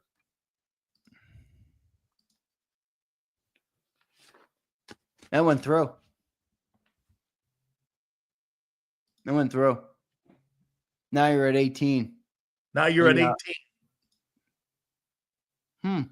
And what are you really giving up here? You're giving Goddard, the last pick in the first round, a fifth rounder and a fifth rounder in 26, where you got a shitload of comp picks next year, to move up from 32 to 18, you're not giving shit up. And you want to get off the player. And you might get Loveland there. There's going to be a bunch of options there. If you go to 18, you're going to have way more options than you're thinking. You're going to have edge, tackle, tight end, all of them. Take your pick, or a secondary guy if you really want one of the secondary guys, which I don't think you do. But yeah, I got it, G-Fish. Thank you, bro. I got it. How about this? You move up to 18, then you fucking trade that pick and you move back out, and you get yourself a first-round pick next year. Right. All right, let's see. You think Howie's going to be wheeling and dealing in 9 days? He's always wheeling and dealing. He may look at this year's draft the same way we are. Look, I think there's 4 dudes in it. I think the rest of them are okay. I think it's deep at some positions, but I think those guys, like, I don't see a game-changing dude in this draft except for 2 guys. Maybe Cam. I don't know. I don't really think he's that hot. No. I think he's okay. I like Shedeur more than Cam. Hey, I think you like his pedigree. I do. I just think he's going to give you a good chance. If you have a decent squad around him, I have a hard time believing Shedeur Sanders isn't going to be somewhat successful. Maybe I'm wrong. Look, he might be my worst take of the NFL draft this year. That I think he's going to work out. But I'm all right with it. I like the player. So I like him over Cam. But yeah, it's not the greatest draft. It really isn't. I mean, here's the thing though. There is some solid players. Like, it's not the greatest top end, but there's a lot of dudes, like even just looking at the edge rushers, right? I mean, you got Jalen Walker, you got Mike Green, you got Donovan Ezeraku, you got James Pierce, you got, like, there's a lot of dudes that you're like, they might not be huge, might not be Myles Garrett's, but they're going to be contributors in the NFL. So I like some of those good dudes, but from a top end standpoint, it's not great. I mean, it's definitely not great, which is why it's going to be interesting to see how he does. Like, does he want to move out? Does he want to move up? I don't know. I don't know. After 10, they all sound the same to me. They all look the same. I mean, everyone's got an issue. Some guys are maybe not as explosive. Some guys are explosive but underweight. I think, like I said, and I'm going to say it again, I think you're going to get somebody in the second and third round that's going to have such an impact this coming season for a team that was overlooked because everybody looks the same. Right. And it's just going to be what you're like you said, here's again, once again, I'll reiterate. Did I rank the quarterbacks? I did. I ranked the quarterbacks. Here's my quarterbacks heading into this draft. So I got Cam 1. He's a first. Shedeur's going to go first somewhere. I think Jalen Milroe's going to hit down there at the bottom in the first round. Someone's going to be stupid and take him. Not that I think. Listen, I don't hate Jalen Hurts for that. I think Jalen Hurts helped him a lot with that. I think Jackson Dart's going to be a second round pick. Ugh. Jackson. I think that Quinn Ewers guy is probably going to be a third or fourth round pick. I think that kid from Syracuse is probably going to go in the second or third. Don't be shocked if you see Riley Leonard, that kid from Notre Dame who transferred from Duke. I like Will Howard. I like Colin McCord. You brought up those guys yesterday, man. I like those 2 guys. Yep. I got Will Howard, third or fourth round. And I got Dylan Gabriel from Oregon. Those are the 9 quarterbacks that I could see drafted coming up in the NFL. You did the Louisville guy, the Tyler Shuck or whatever his name is. You know what? I don't know. I think the infatuation with him is his athleticism, and they're kind of trying to tie him into Lamar Jackson kind of shit. Oh God! I don't see that. I mean, I just think because he went. I don't know. John keeps telling me that the people in the NFL circles really like him, so I'm listening to him. But I mean, Lamar Jackson, are you crazy? Well, you know what? Remember, he's 25. He's going to be 26 at the start of the year. I got no interest in that. None. I've got no interest in a guy who's on a second. Is this dude older than Jalen Hurts? No, he's just a little bit younger. He's as old as Jalen. No, he's 1 year younger. GI Bill. Yeah, he's 1 year younger than Jalen. Holy cow, man! This guy's been on like a Mormon mission. Yeah. I'm not interested in any shit like that. All right, couple last ones here before we get to the supers. Guys, please hit the like button. Guys have been great today. Well, Xander's in a good mood. I'm pretty shocked. Anyway, hey, let me ask you this one here. What has made Jeffrey Lurie a better owner now, in your opinion, than 2018 after the Super Bowl? What do you think has been his difference, and what makes him what is the one telling difference that you could tell with him? I think I see experience. I think they don't make the same mistakes over and over again. I think he's been around the block now on everything. You know, it's one thing to be around the block a lot, but if you've lost every year, you don't know how to handle winning. Now he's been around the block on winning a couple of times, and I think he's got the experience. The other thing I see that I don't have up close and personal on this, but, you know, it's seemingly to me is that Philadelphia does seem to be an environment and an organization where people are able to spread their wings and whatever it is that they do, right? Like if you're a scout, it seems like everybody, you know, I was talking to somebody and like, you know, they really listen to all of their scouts. If you're a scout, you can spread your wings. If you're Howie Roseman, you can do what you feel you need to do to make the team better. If you're Nick Sirianni within your little, maybe he's not the best example, but within your sandbox, you can do what you want to do or do it your way, maybe. So I don't know. I think he's done a good job. I think he's built a good organization, a good place to work. Everybody wants to be successful. It's one thing to, you know, for the owner to want to be successful. I think the people that work there want to be successful. And I think he's created a good environment, man. Players want to be there. It's obviously the most important part.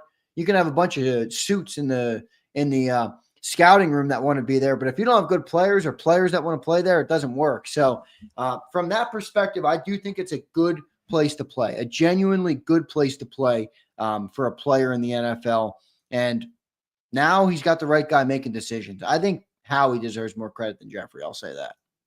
See, I think he took a page from Big Sil's work, because Big Sil's is emotionally intelligent, and I'm never going to get really over the top like certain people I know. We're all going to have like really, you know, level-headed conversations. And I believe right here that this guy, I'll tell you where I do believe. Don't you think one thing here, dog, that he's enjoying himself more now because he's more engaged in being involved in the day-to-day operations, because under Andy and maybe even fighting Doug, that he really, I wonder if those guys were enjoying themselves. Don't they look like they're enjoying putting the pieces to the puzzle together? Him and Howie now. Yeah, I'm telling you, this is why Nick is perfect. Because, dude, Nick doesn't want what Doug wanted.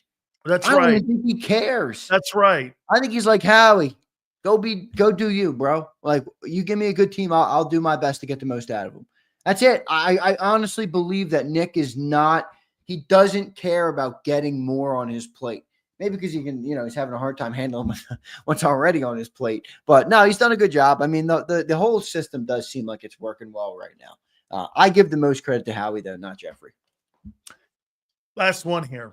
How important do you think Andy Reid was to developing Jeffrey Lurie as an owner?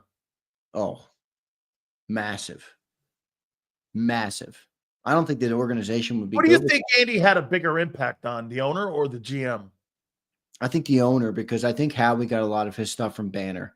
You know, Howie's like a better Banner, like a much better Banner. Yeah. You know, he handles the bedside manner. Yes, way better bedside manner. Handles the players better. Handles all those things much better. So I think Howie got most of that from there. But the football philosophy did come from Andy Reid, you know, and these guys don't have, like, Jeffrey Lurie was a movie producer. I mean, he might have liked football, but how do you know how to build a football team if you've never been entrenched in it? That's where I think Howie or Andy taught this organization, right?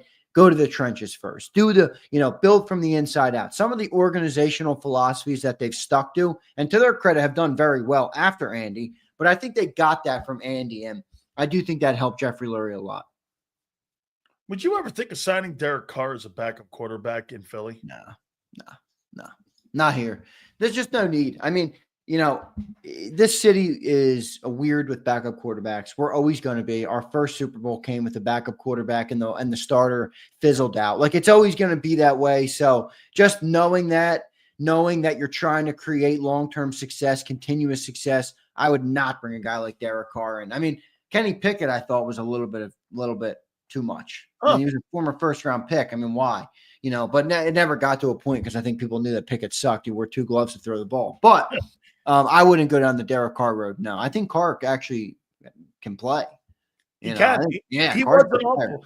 I'm not a Carr hater at all. Yeah. No. Hey, how about the rumor going around now that the Cowboys and the Dolphins are talking about potentially trading Tyreek Hill and putting Tyreek Hill on the other side of CeeDee Lamb? That's perfect. Go ahead down there to Dallas. Tyreek Hill is an exceptional football player. He's an exceptionally bad winner. He's a loser, in fact, I would say. Some players are super gifted and they're not great winners. There's a reason the Chiefs blew him out and then went on to win 2 more Super Bowls. He is a guy you can win with. He is not a guy who will make you win. Okay. And I think he's a good player. I think he's like a very good player, actually. But go ahead. Doesn't scare me at all. I've never liked him. No, I know you haven't. He's a good I'm player. You can't take that from him. He's a good player, but he's not a winner. I like DK Metcalf's and like AJ. I like physical dudes that beat people up back there in the secondary. He's cutesy. He runs by you. I mean, look, there's a place for that. And one of the criticisms that people had for me when I got here was I didn't think I think Devontae Smith's a physical guy. For as limited physically as he is, I'm talking like knocking people out. He's a physical dude. He's way more. You know who I thought he was going to be, Xander? That kid, Jameson Williams, up in Detroit. I thought he was going to be broken up like that all the time and beat up. You know that kid up there that they got? Yeah. I thought he was going to be more like that. Like he was going to be constantly in and out. He's not. He's a physically gifted kid, man. He really is. As Curtis says, I don't know. Tyreek would make Lamb more dangerous. Curtis, I am not one of the Eagles fans that lives in denial about CeeDee Lamb. All right. He had 1,800 yards 2 seasons ago and 135 catches. Last year, he had 101 receptions for 1,200 yards. I mean, maybe he would make him more dangerous, but with or without him, CeeDee Lamb is one of the best wide receivers in football. I've had debates on this with Eagles fans. Eagles fans got mad at me because I said he was better than Devontae Smith. CeeDee Lamb, in my opinion, is one of the 5 best wide receivers in the NFL. He's better than Devontae. He is. Yeah, CeeDee, come on, man. CeeDee's a great player. And, you can hate Dallas and say that. The Devontae Smith, I love. In fact, if Devontae was given the same situation as CeeDee, I think Devontae could be that good or better, but he's not. He's the second wide receiver here. He's never had a chance to flourish to that level in his career. And CeeDee Lamb is, I mean, come on, he's certified, man. You have 100+ catches in 3 straight seasons. He's got 6,400 receiving yards in his first 5 years in the league. I mean, come on, guys. That's a damn good football player. 496 catches. My only criticism of him would be if I dropped A.J. Brown in that slot, A.J. Brown would have 135 catches a year because you're not going against the top corners in the league, dude. You're going against safeties. But the one pushback with that in Dallas is, dude, they didn't have another receiver last year.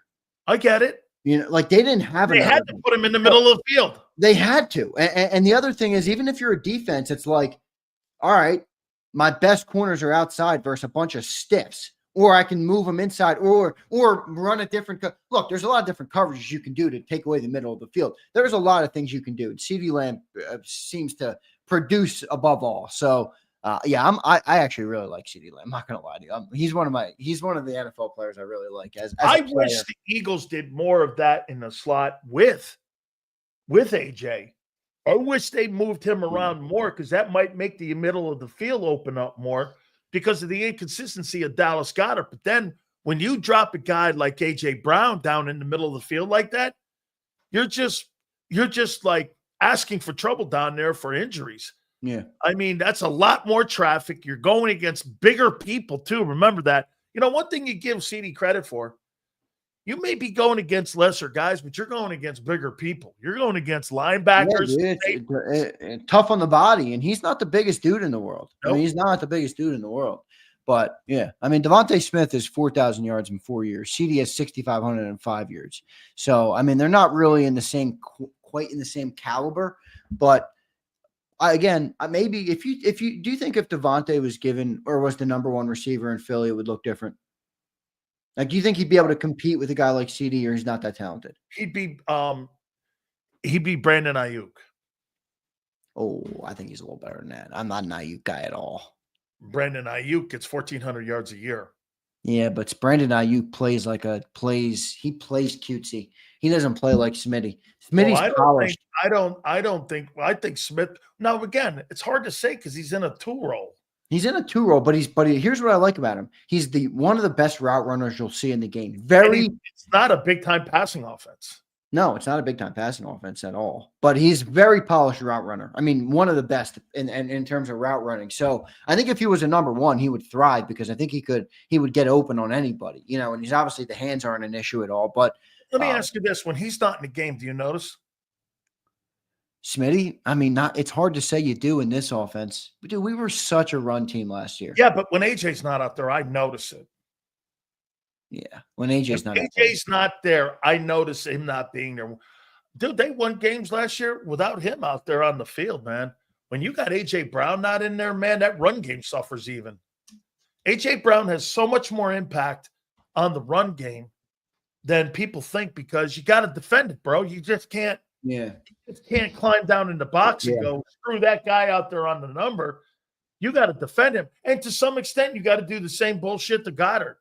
Goddard makes it like if I'm a coordinator and I'm looking at guys Smitty doesn't frighten me. Go ahead, get your numbers, kid. I don't really think you can beat me. Goddard can beat me. Yeah, there is some pushback though in there. Devontae's had some big catches and some big games for this team, man. Like, even back to that 22 Super Bowl, he was a big part of the offense in that game. So I don't want to go that far, but I see what you're saying. I mean, you can live with him getting his yards. You can live with that. I see. So you think he's better than T. Higgins? I think he's about equivalent to T. Higgins. Yeah. T. Higgins is a bigger dude too. T. Higgins is a bigger dude, but I think Devontae is more technical, more fundamental, better at that stuff. He's got a better passer in Cincinnati. Way better. I mean, I'm not talking about Joe Burrow is the best passer in the NFL. Yes. Agree or disagree? Yeah. Yes, completely. I think he's better. I think he's better than Mahomes as a passer. He is better than Mahomes. Joe Burrow is a passer. That is what he is as a quarterback. He is, and he's damn good at it. There's no doubt about it. Yeah. So Mahomes is more complete in what he can do, and he's got a great play caller. Personally, I think that coach is on the hot seat. What is that coach? That's such a Bengals. Yeah. What is that coach, bro? It's like a Marvin Lewis hire. Yeah, well, it's just a classic Bengals move. What's his name? Bruce Arians said that Burrow's the real deal. He goes, that guy's the best arm in football. He goes, and that includes a guy in Buffalo too. So again, all right, Xander, let's read these supers, guys. You were we got to thank outstanding today. Here we go. We got to thank a couple of people. We got some Aqua Teen gifts 5 memberships to the people. Thank you, Aqua Teen. Look at that car. What is that? An old Lambo in there? Dude, what is that? I can't see it. That's super small on my monitor, which is a little. Hold on here. Is that a Ferrari? It looks like it might be an old school Rari or Lambo in that sucker. It's really far from me. Guess what I saw yesterday? So I'm driving by here, and all of a sudden, a guy comes right up. This guy had an Aston Martin. No, was that an NSX, an Acura NSX in that picture? Oh my God, that's a good looking picture, man.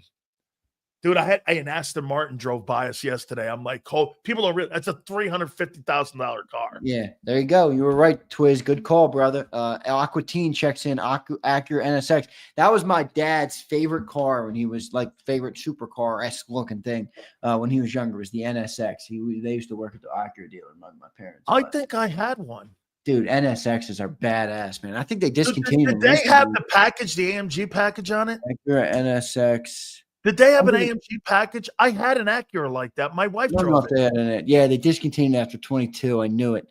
Man, that's a sweet car. Now, did they have it from like 1989, 90? Did they have it? Did it start in 90? It started. Yeah, the NSX has been around for definitely. I believe I had one. That wouldn't. I had a red Acura like that. I like Acuras, man. Acuras are nice cars. Aqua Teen, thank you, bro. We are really on over your car, but we do appreciate gifting 5 memberships. Thank you, my man. I appreciate it. Cool. And Nad Dio as well gifts 5 memberships. So Thank you, You guys guys. are Man. That's killing it. 10 new Thank members, you. so thank you so much. We appreciate both of you guys Hey, for Aqua gifting Teen, I had one, and I'm going to try to find a picture of that because I had one. Me and Alonzo Highsmith bought them together, and they were low profile, right? My wife and I used to drive this car, this Acura. It was so loaded, dude. I traded my Corvette on it. It was like 65 grand back in the day, dude. This is when I was playing pro ball, though, you know. It was easy to go in there and pay that shit on cash. Yeah, That shit that's was right. nice. Yeah, Curtis brings up it was discontinued for a long time. They made a short return. That's right. I actually like the new body, Curtis. The new body was pretty good looking, but probably not a big enough market for purchase. So for Acura buyers. So I'm a GTO guy and a California special kind of guy too, and I will go for a Corvette, a '63 split window coupe.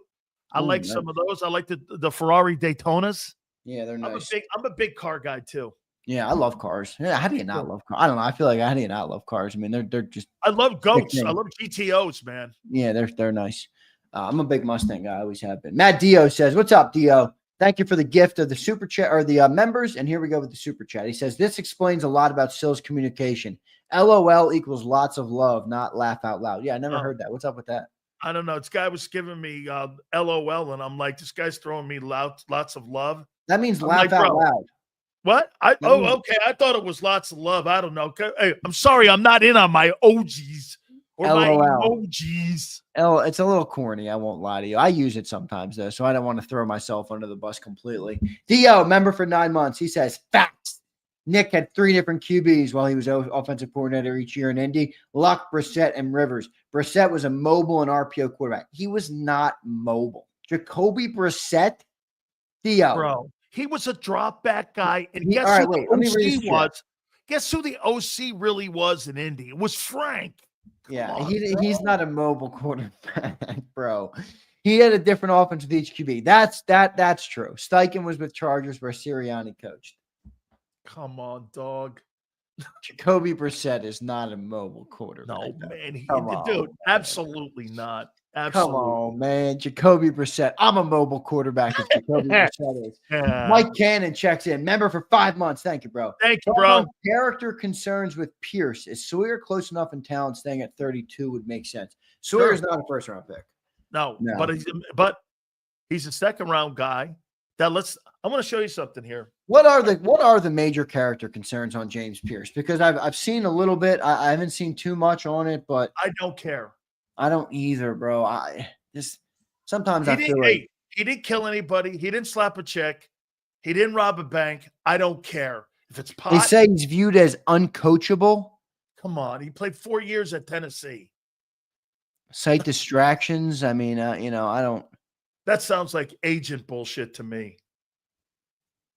Come on, man. I'm not sure. I don't know much about it, I'm but not going there. I really like James Pierce. So maybe I got my blinders on, but I think he'd be a good pick. No. Xander, here's the thing. I'm not listening to any of that shit like you told me.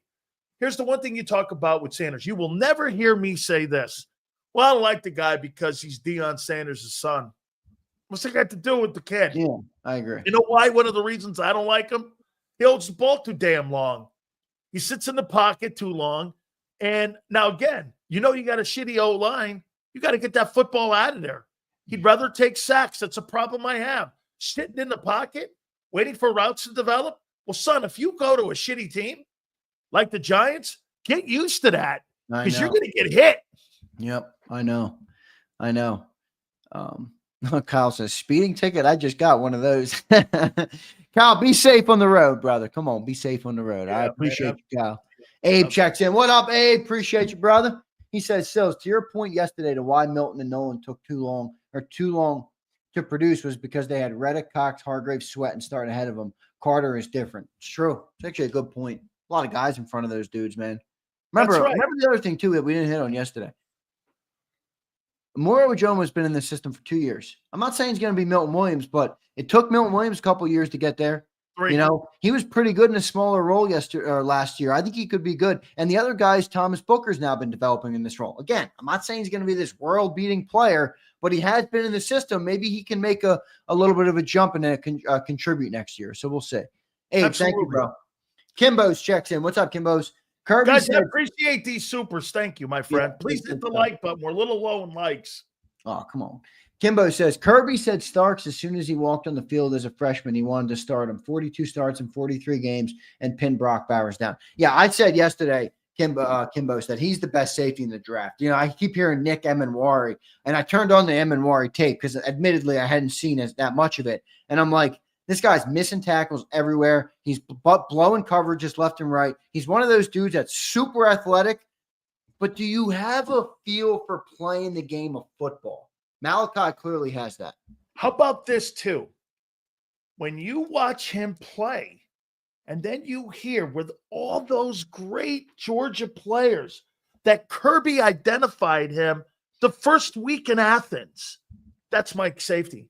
Bro, there's so many great players in Athens right now. They're the number one recruiting program in the country right now. Yeah, number one.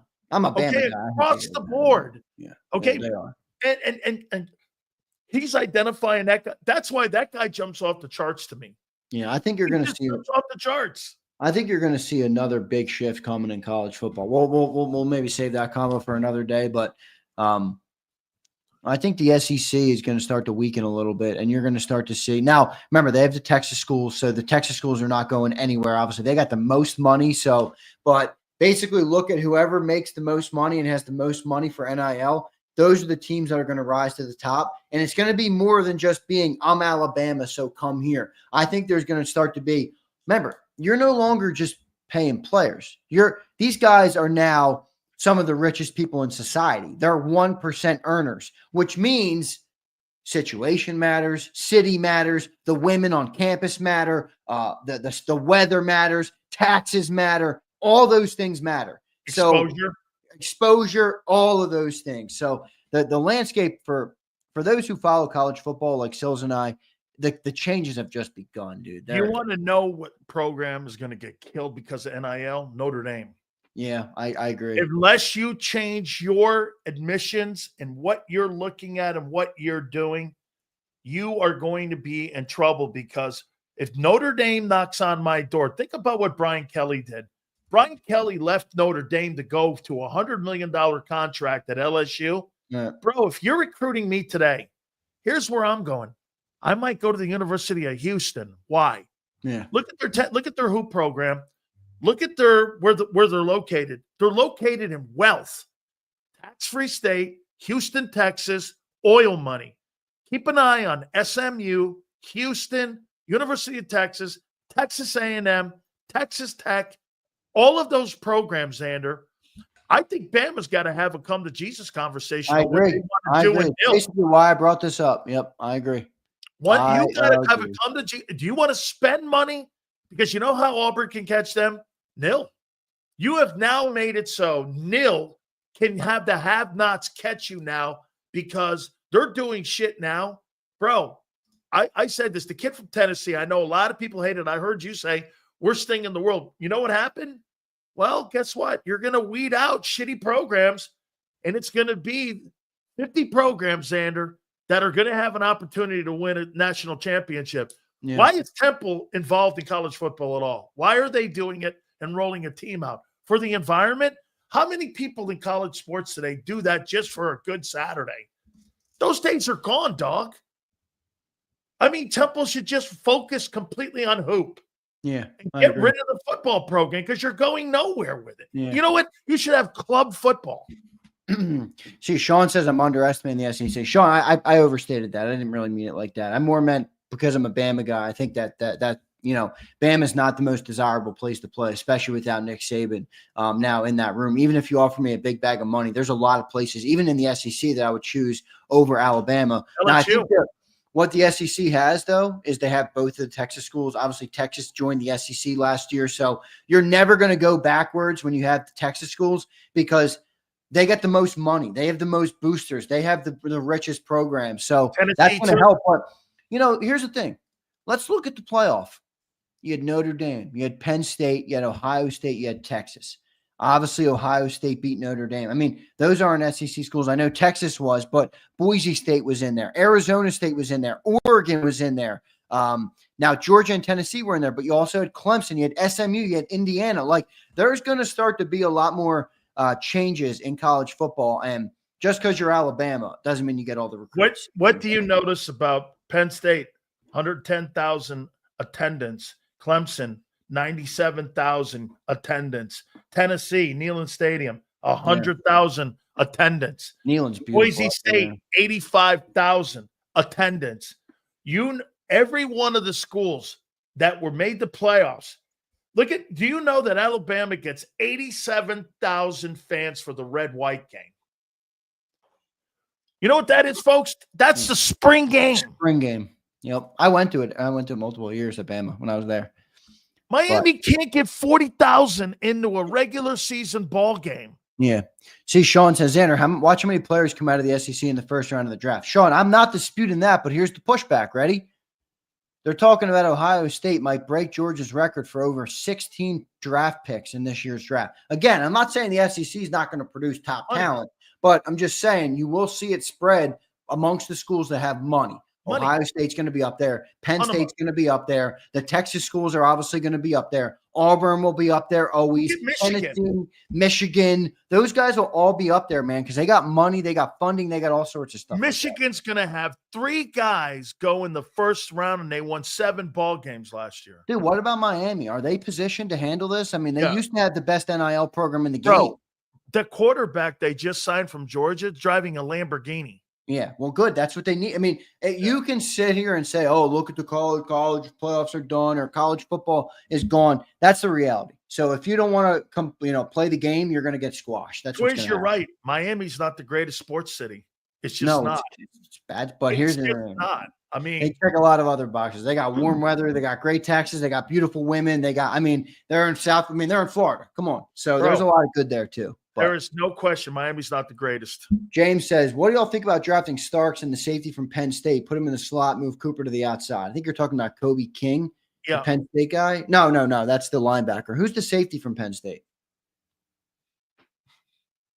Is that the kid that's supposed to go in the second round? Why am I blanking on this Penn State safety's name? There's so many. Come on, we got a lot of Penn State guys in the chat. How about somebody help me out? Yeah, I can't. Here's the thing about Penn State. You got a great roster. James Franklin just can't coach big games.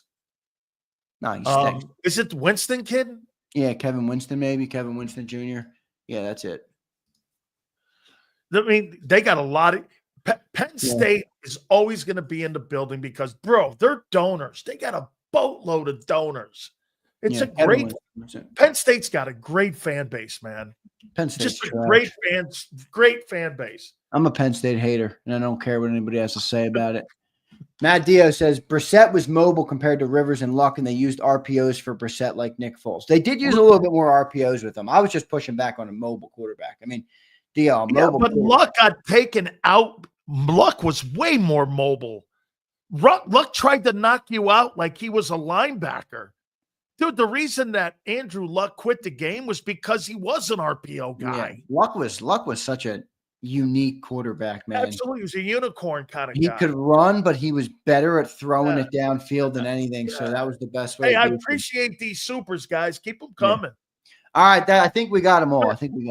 But yeah. Georgia's a good one too, Kimbos. No doubt. Georgia will be a top program for a long time. Georgia's got a lot of donors that will always pay to that program. But what's happened at Alabama was recruiting people with their history and with their lineage of getting players into the National Football League and paying them and getting them paid, kind of like Kentucky. Well, what's happened is Nick didn't get the same money coming in. There's not a lot of donors throwing money towards Alabama. And I think in the next 3 years, that guy they got from Washington, I'll tell you what, bro, he's got a tough ass. I think I'll say it again. I think you get Dabo Swinney. Dabo's a guy that knows how to handle nil and does that stuff. I think he's done a great job at Clemson. And plus Dabo's a Bama guy. And he played at Alabama. Yeah. So, I mean, you need to get a Bama guy in there that understands the culture. I don't know if Dabo's going to be interested in this whole thing. I don't see it with him. You remember when we had him on this program after it was kind of all starting? I almost got depressed listening to him. I was Yeah, like, because he was against the nil. he just didn't want it. You could tell he didn't want to shake and bake in it, you know? And like you can hate it, that's fine. But if you don't Maybe that's why they've stepped back. yeah, because I don't think he truly wants to play this game. And in a way, you're almost living in denial. So I like Dabo, though. I've always been a Dabo guy, even when they were Last beating thing here on the quarterback from Tennessee. What's your take on it? Versus what? For what? For the future of college football. Nico Eva. Yeah, I mean, look, this is one thing I appreciate about your show is I had a different take on him yesterday until I heard you, and I thought you explained your part of it very well. Of like, I was thinking of it like, if I'm an NFL team, I'm not taking that guy, for doing that. But at the end of the day, you're right. Coaches have been doing this for years. This guy's future is not guaranteed. His value is this right now. If you're not going to pay him, and he's going to go and make it, and you can't knock him for that. So I thought that was a good take by you. But look, it's changing. It's changing rapidly. Go Clemson. What it's done, it's weeding out the have and have-nots. And what you're doing is here, like you said, you think this kid's really going to be this Nico Eva? Think it's going to be a first round, second round, third round pick? He was okay at Tennessee. He wasn't great. But if you can make $4 million in college being a quarterback, I mean, why wouldn't you? Who would begrudge a guy? If a coach saw a better opportunity to make $1 million compared to making $6 million, do you begrudge the coach to jump to that and go make that $6 million? Why is it always on the kid to look like shit? But when a coach does it, nobody says shit about it. The coaches have been doing it forever. I'm with you. This is the game now. Don't hate the player. Hate the game. That's a great take by you when you said that. Yeah. Prince says, what about Fannin Jr. at tight end? I'm not a fan, Prince. The guy can't block. Glorified receiver from Bowling Green. I mean, look, like the player. I think he's going to be solid, but not a fit for Philly. Not in my opinion. Would you take him in the fourth round? I just don't want that type of tight end, Sills. We barely use our wide receiver 3, dude. Got that now in Calcaterra, basically. Yeah, I mean, Fannin is literally like a wide receiver the way he plays the game. He doesn't block at all. He's a good route runner. He's a receiver at tight end. I don't think that's a good fit for Philly. All right, we get them all here? Yeah, we got them all. All right, Sills, I appreciate you, brother. Look at Charlie. Says you have to go to State College, beautiful PA Rolling Hills. I have been to State College, Charlie Swift. It's nothing special. Let me tell you. It's the land of Amish. Yeah, I mean, come on now, man. You roll up on that stadium. That's the only thing in that bitch. Yeah, I love the Amish. The Amish are good people, man. Let me say this. I didn't say. I just said it's the land of Amish. There's just people like carts everywhere. Yeah, it is. And so you roll around, and then there's Penn State. You're like, holy shit there. Hey, Xander, man. How you feeling, buddy? You all right? I'm good, Sills. I feel good, man. I feel real good, actually. I feel real good, Sills. All right, let me get out of here. I don't want to tip my head. Hey, good stuff, brother. Man. All right, thanks. Hey, appreciate all you guys. By the way, that kid did a great job evaluating the draft today that was on Birds 365. He did a really nice job. Make sure you check that interview out. Their draft specialist, man. He did a really nice job, and I'll tell you what I do like about what he said, too. I agree with him on the tight end, and I told you this, the kid from Penn State, that Tyler Warren kid, he may not be Brock Bowers, but he's kind of like Brock Bowers. That kid's going to be a great football player, man.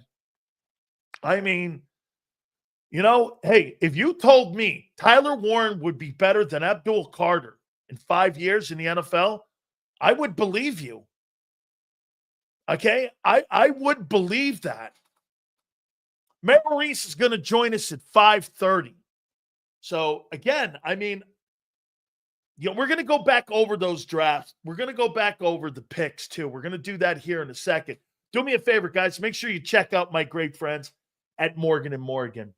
#1 injury law firm in America. These guys have a track record of almost $30 billion in recovered for all families across the country. Look what they're doing for the folks out in California. People that lost their homes. They're out there making sure that anyone who had their insurance canceled, you can call Morgan & Morgan. If you have damages and you believe that you've been injured by those insurance companies, they're going full force right after them. Right here in PA, that family got $26 million. They initially wanted to give them $650K. No way. Morgan & Morgan made sure that they went after those folks. Down in Florida, family got nearly $13 million, and they only wanted to give $350K. Morgan & Morgan and their team of attorneys, thousands across the country, made sure that they went in and did the best for that and those families. It's a family-run operation. It's been that way for over 35 years with Ultima and John Morgan. If you're ever injured, please check out my friends at Morgan & Morgan, forthepeople.com/big sales or pound law 529. That's forthepeople.com/big sales or pound law 529. And do me a favor, you tell them Big Sil sent you. This is Eric. When he got injured in a car accident, he called Morgan & Morgan. He not only gets a lawyer, he gets trial lawyers like Sam and Jessica, who are in it to win it. He gets his own investigators with briefcases, leather ones. And if you ever have questions, our customer service folks keep things rolling. Injured? We're your army. Morgan & Morgan, America's largest injury law firm. Your financial future is on the line. Are you ready for what's next? At Leone & Company Wealth Management, we help young professionals, business owners, and pre-retirees navigate the complexities of building and protecting wealth. For young professionals, we'll help you grow your wealth, plan for your future, and make the most of your hard-earned dollars. For business owners, we provide strategies to protect your company, manage risks, and create a lasting legacy for both your business and personal wealth. For pre-retirees, we'll design a plan to secure your retirement, ensuring you can live comfortably and confidently in your next chapter. Whether you're just starting out, managing a thriving business, or preparing for retirement, we're here to help you take control of your financial future. The first consultation is on us. Get the advice you need without the cost. Let's make your financial vision a reality. Take the next step. Scan the QR code to schedule your free consultation today. And of course, go Birds.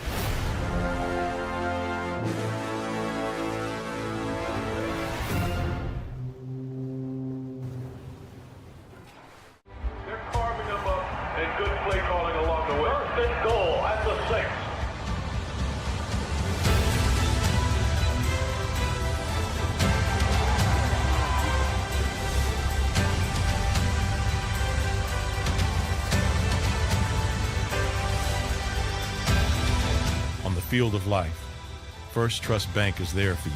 Champions on three. 1, 2, 3. Because Philadelphia dreams deserve a Philadelphia bank.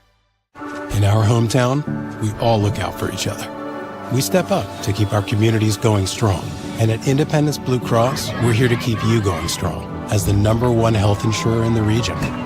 No IBX is always looking out for you. EAGLES. Eagles.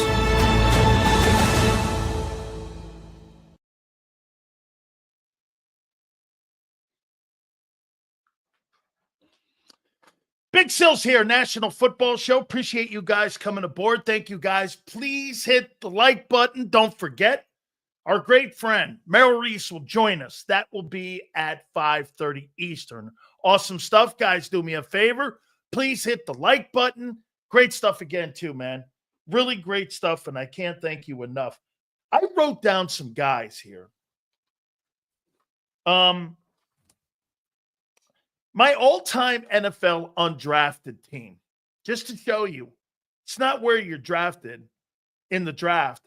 It's who takes you. Now, we were just talking about this with Shedeur Sanders. And if he goes to the Steelers, could be a grand slam. If he goes to Tennessee, the Giants, the Jets, the Raiders, chances of success are limited. Why? Because they don't develop quarterbacks there. Let me show you this. Here's guys that were not drafted. And here's just some of the people that I wrote down. Not all positions here, but quarterback, Kurt Warner. Hall of Famer, undrafted. Priest Holmes, hell of a running back with the Kansas City Chiefs, not drafted. Drew Pearson, Hall of Famer, wide receiver, Dallas Cowboys, not drafted. Wes Welker, not drafted. Numerous Super Bowls with the Patriots, not drafted. Antonio Gates, Hall of Fame player, undrafted, a hoop player that Marty Schottenheimer found. Jason Peters, Philadelphia Eagles, first ballot Hall of Famer, undrafted. Jason Peters was an undrafted player, and he's going to be a first ballot Hall of Famer. So when you guys are sitting around talking about who goes at 32, I mean, end of the day, Jason Peters was undrafted. And you can make the argument in the last 25 years, he's one of the greatest tackles of all time. Jason Peters was undrafted.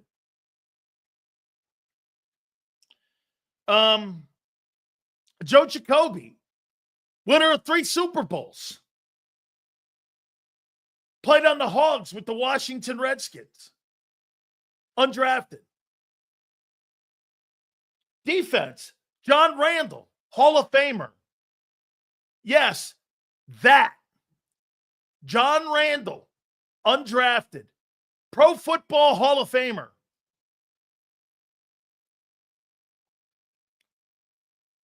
James Harrison, Steelers.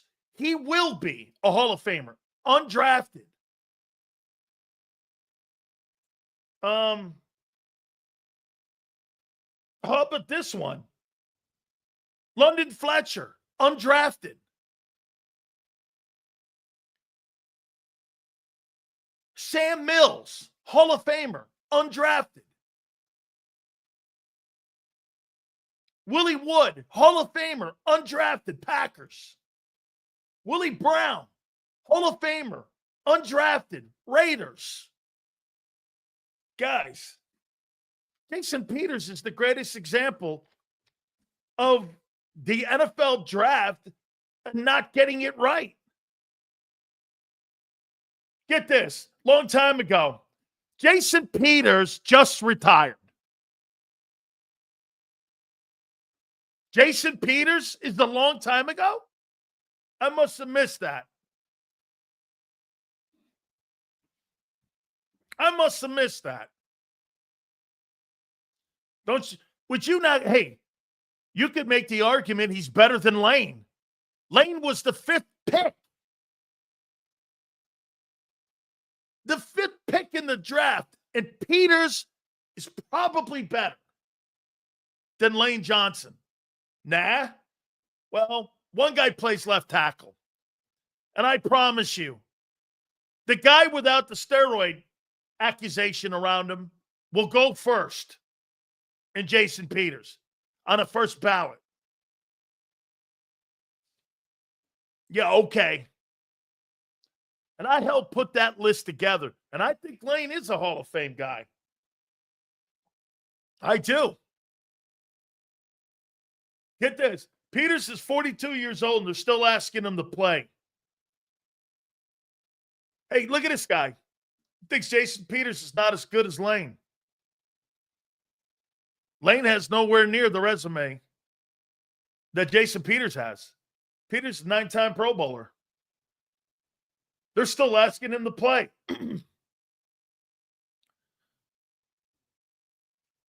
You really think that Lane Johnson's a better tackle than Jason Peters? Go ahead, dude. You got Lane? Sure. Let's take a look at Lane compared to Jason Peters. By the way, both phenomenal players. Jason Peters. Let's take a look at him. Wow. Unbelievable. Look at this. Undrafted, 2004. 9-time Pro Bowler. He's 43, and he just retired. Let's take a look at Lane. Lane Johnson. Great player. Love watching Lane work. Great player. 34 years old. He's a 6-time Pro Bowler.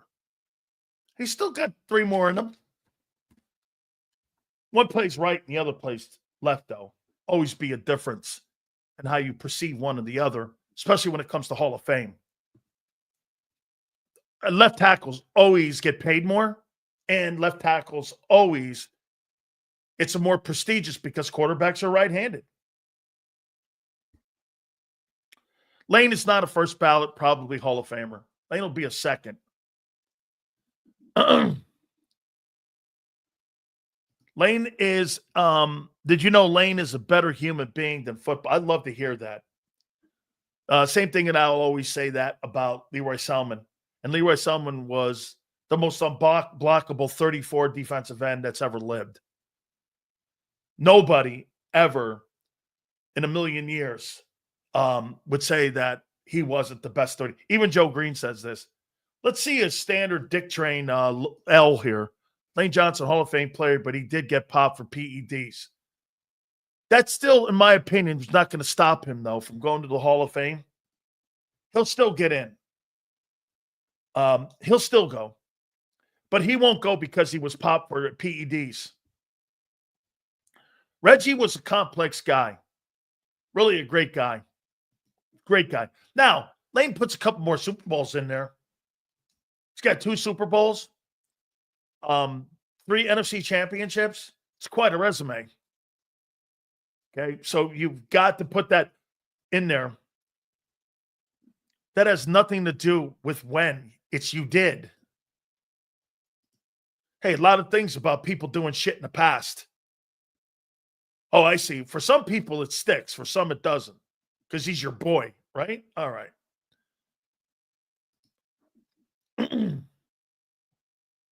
John Hanna is, no, it's Larry Allen. Larry Allen's the best guard that's ever played. Okay? Yeah, Jason, but he primarily played with a right-handed quarterback. Left tackle will always be more valued by more right-handed quarterbacks. That's why there's how many Hall of Fame left-handed quarterbacks are there in the Pro Football Hall of Fame?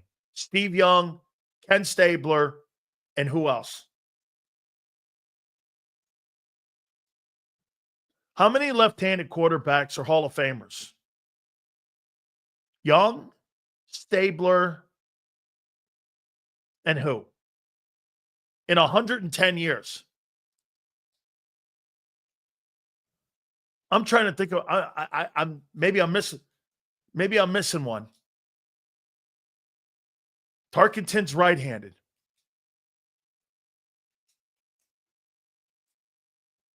Outside of Stabler and Young, how many Hall of Fame left-handed quarterbacks are there?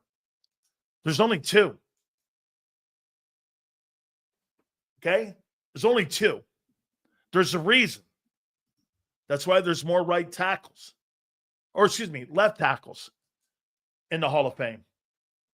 Oh, Seals, he fucked up and has been clean ever since. I'm not telling you he's not going. I'm not defending anybody. I'm defending one guy's better than the other.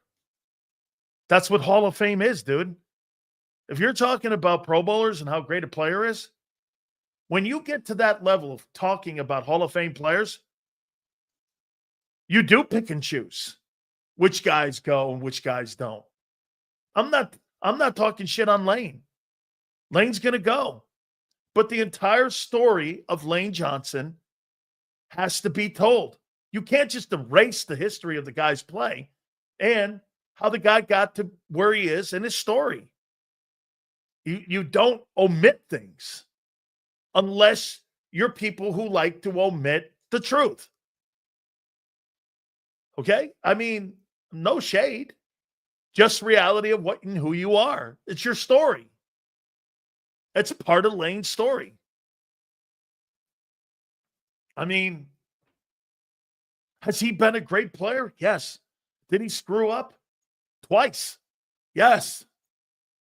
Has he screwed up in the last decade? No. Has he been an instrumental part in the Eagles' success? Absolutely. What am I saying that's wrong? I mean, what have I said is wrong? Nothing. I'm just talking. Hey, when you don't like to hear a guy's story and you want to omit everything, how can you tell the full story of a guy's journey? Where he came from? Hey, that's adversity too. Him overcoming it. Him feeling that he had to do it to get, hey, I feel when NFL guys do anabolic steroids or they do PEDs, they're not looking to be big at the gym for the chicks. They're looking to get back on the field for their players. You don't take PEDs in the NFL. You take PEDs to get your body back so you can play. Baseball players do it to hit extra home runs. Players do it to rehab quicker.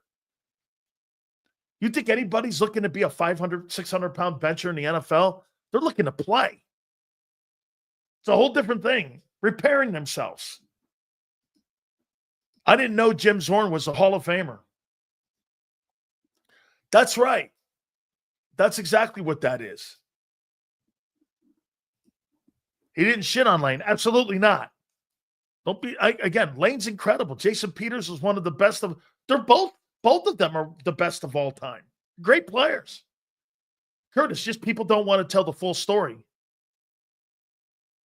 Okay? Peters and Lane are both great.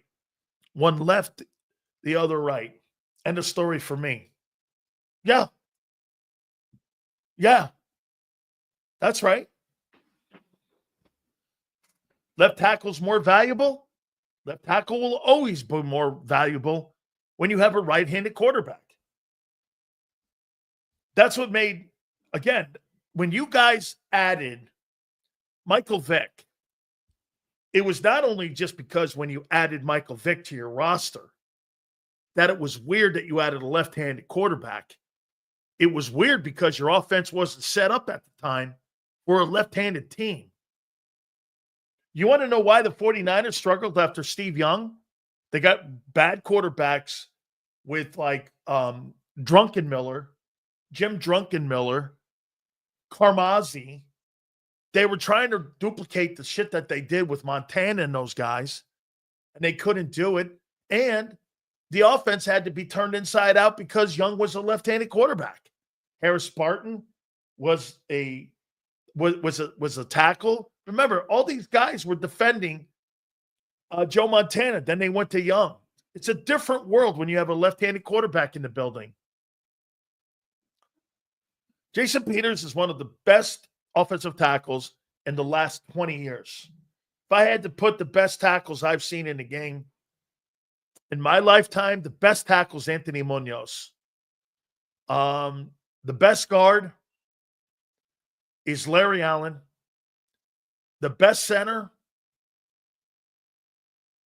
it's probably Kelsey or Kevin Mawai. Another guard in my lifetime would probably be Mike Munchak. The other tackle would be Bruce Matthews. So if I had to put my all-time O-line that I played against for the NFL, it would be. Now, I'll take Munoz out because I never played against Anthony. The guys that I would take would be Bruce Matthews at tackle, Larry Allen at guard,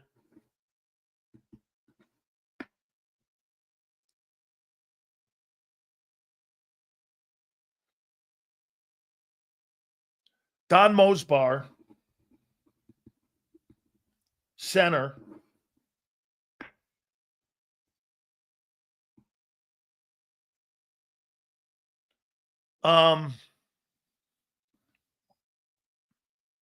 Bruce Matthews actually was a all-pro at tackle, guard, and center.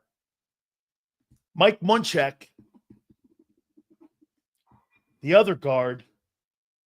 And if I had to pick another tackle, it'd be Jackie Slater. These are guys I played against.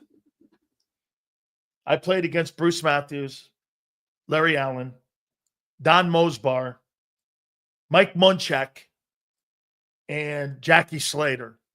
That'd probably be the best O-line players I've ever played against. And if I had to say the best O-line I ever played against, it would be the Rams with Slater, Hara, Jeremy Newberry, Ron Mix, those dudes that had that great O-line with the Rams all them years in the 80s. Every year the Rams were together and they had Eric Dickerson. They were first or second in rushing. Great O-line. I never played against John Hanna. I never played against Rolf. Rolf was good, though. Dick Cheney. Get this. Willie Rolf was not anywhere near Larry Allen. Larry Allen is the greatest athlete. He's the greatest and most powerful man I've ever seen on a football field. He was a 700-pound bench presser. He ran 4.75s at 350 pounds. And he was just a machine. You know, if you guys will do one thing, do me a favor, Google this. I think Aikman throws an interception. I saw him run 75 yards and catch a defensive back down the field. It may have been against the Eagles. Either the Eagles or against the Saints. He ran 75 yards down the field. And he absolutely caught the guy. I've never seen anything like it. It was one of the greatest expeditions. It was one of the greatest moments I've ever seen for an offensive lineman chasing down somebody and getting on an interception and stop. And by the way, they stopped him, and it was like a game-saving play. I mean, he was just a great football player. Mike Munchak was insane great. I've got great respect for Mike Munchak. Great respect for Bruce Matthews. Okay? Sills, what would you say the best game you've ever watched? Great question.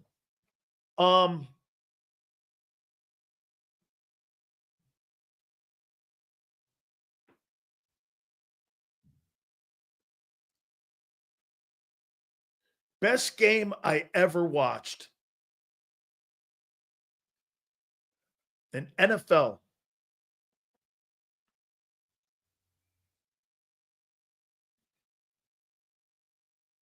All right, I got it for you.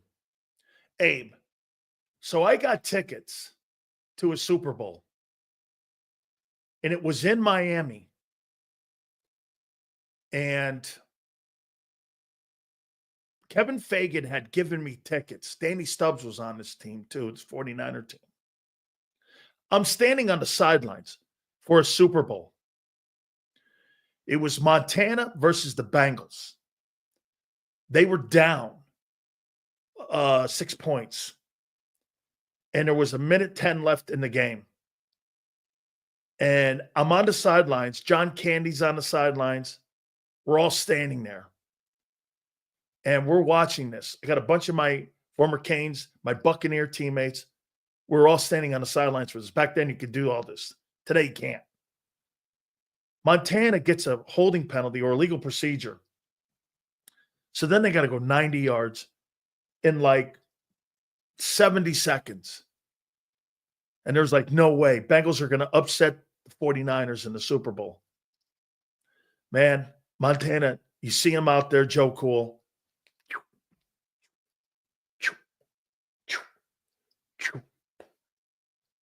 They get down inside the red zone. We're all sitting there going, there ain't any way he's not winning this game. So he didn't go to Rice. He went to John Taylor, cutting and streaking across the middle. And I looked over at everyone. I said, this guy just won the Super Bowl. And he just did it in 70 seconds, having to go 90 yards to win the game. I've never seen anything like it, and I haven't seen anything like it to this day. Remember, when Brady won that Super Bowl against the Rams, they kicked a field goal. Joe stuck it in the end zone. I mean, I've never seen anything like that guy. I know Brady's got more, but Montana never threw a pick in Super Bowl play. He threw 14 touchdowns, had 140 quarterback rating, and he blew out people like Marino, Elway. I mean, he was just unbelievable. I played against him a couple times. I've never, everyone will always say Brady. My money, if I had to pick a quarterback to win one football game, it'd be Joe Montana. I mean, it'd be Montana.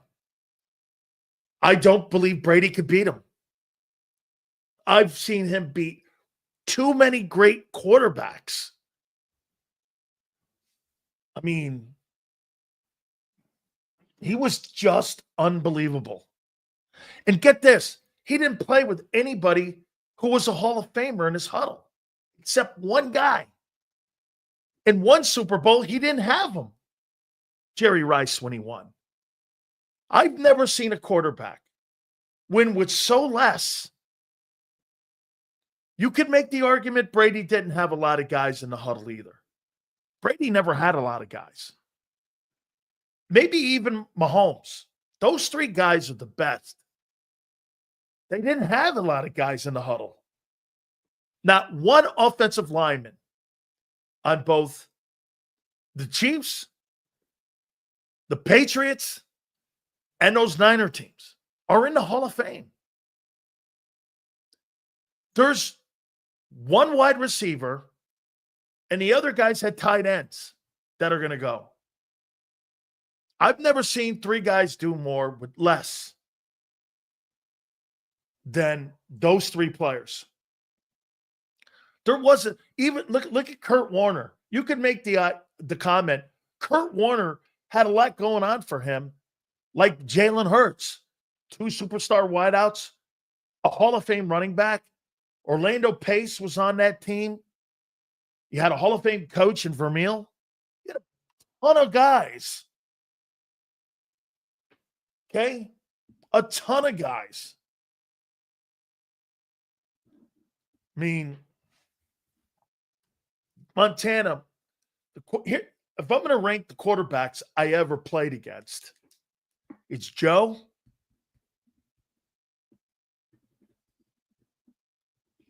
Elway,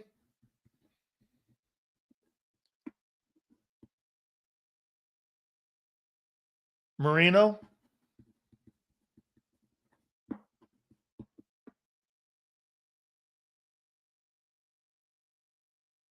Sims,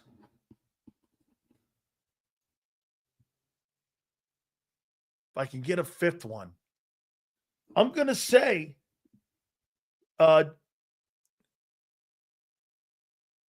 Jim McMahon.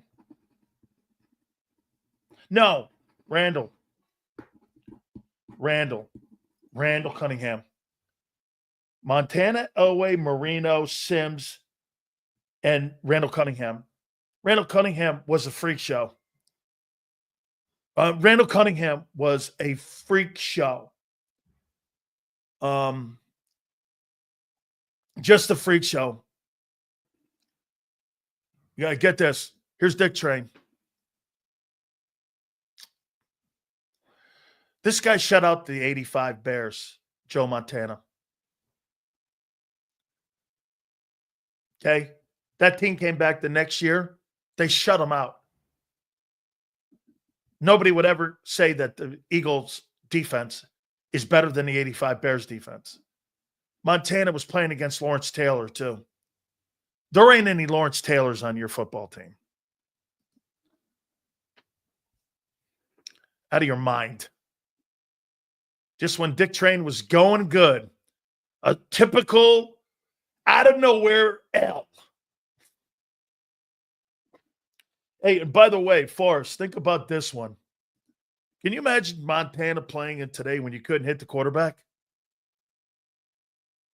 Or you couldn't defend Rice? You couldn't defend that team. You couldn't defend Jerry Rice. And he was beating Deion Sanders. Okay? He was beating Deion Sanders. Okay? Is Montana Joe Burrow on steroids? Joe's a better winner. Does more with less. He never had superstar wide receivers. He had one superstar wide receiver. And he was the greatest of all time. But Joe won without him. Joe didn't need Rice. Rice needed Montana. Rice made young. Montana didn't need Jerry Rice. He proved it. His first Super Bowl, the wide receivers were Freddie Solomon and a guy named Burt Cooper and Wendell Tyler. They didn't need them dudes. Whatever, Dick Train. Yep, that's right. You know what's great about Montana? He was the last quarterback in Kansas City to take a team to an AFC championship game. And then Mahomes became that guy. I mean, everywhere Joe went, won a national title. How about this one? That guy won a national title in college, the Soup game, and then turned around and won 4 Super Bowls. How about this one? Hey, Dick Train, this team would win. Joe's got 4 Super Bowl rings. Never threw a pick in that game. 140 quarterback rating against some of the best teams of all time when there was no salary cap and there was no free agency, which meant you were playing against great teams every year. Like the Super Bowl 59 team, if it were back in the Montana day, it would never be ripped apart. You'd be able to roll it back, and you'd have to play that same Eagle team again. That's what made it harder to repeat with those teams. Because if you were great, you didn't have to lose players. You didn't have to lose them. Oh, it's 11 and no picks? Thanks, brother. 4 games, Montana, no picks. 4 wins. I mean, Montana never threw a pick in a Super Bowl. He played in 4 of them. Best backs I ever played against. Eric Dickerson.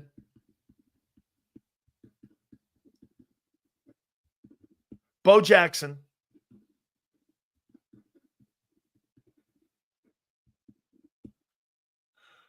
Herschel Walker.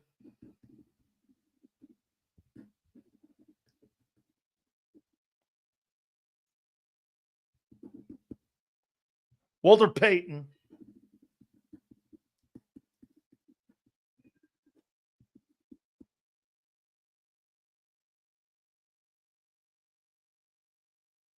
Roger Craig.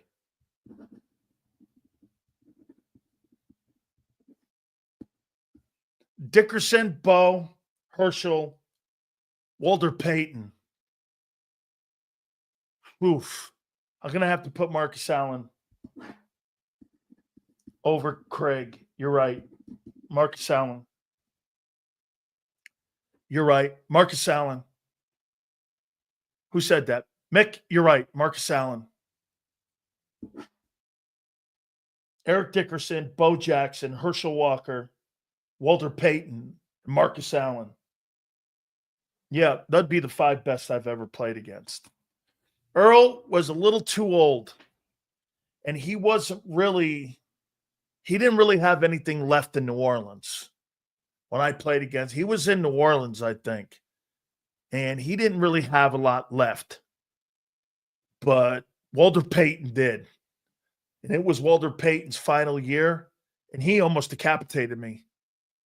I mean, my first pro football game, I played against the Bears. And I played against Peyton. And he came through the line of scrimmage, and it was my first series as a pro. He hit me so hard, I threw up in my mask. And he did it again.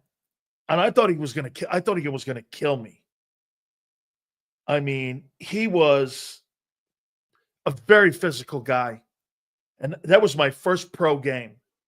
Sileo Bears game.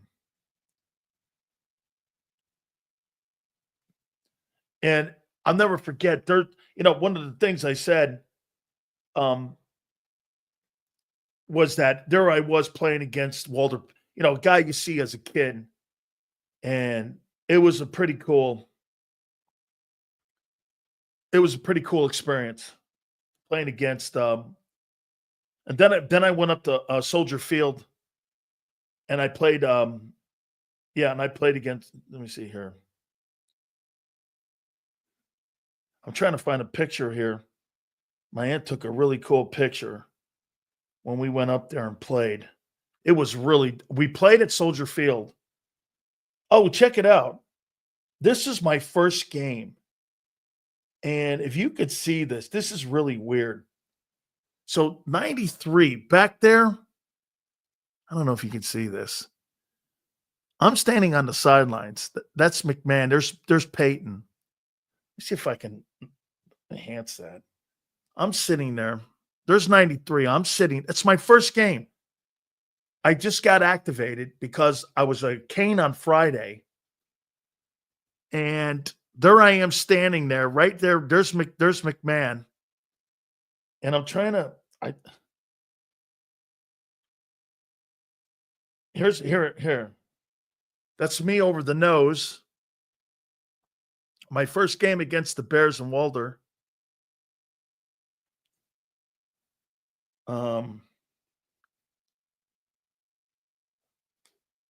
There's me right. I mean, I don't even know what I'm doing here. I'm like, what the hell am I doing? I'm like, what am I doing here? It's really cool. Let's see here. Oh, it was really. Oh, I'll never forget. Butkus gave me this. He signed this and sent this to me. I idolized Dick Butkus. And so Robustelli had him. Oh, this was that one picture. It was my final game. Here, look. So I had a chance to go say goodbye to the Canes on Saturday, against the Gators in 1987. It was my last day as a Hurricane. And the St. Pete Times was following me. And I was sitting there and I was getting ready to go play.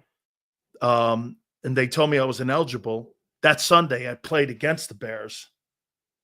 So, I mean, yeah, there's that other picture there. On that Sunday, I played against the Bears.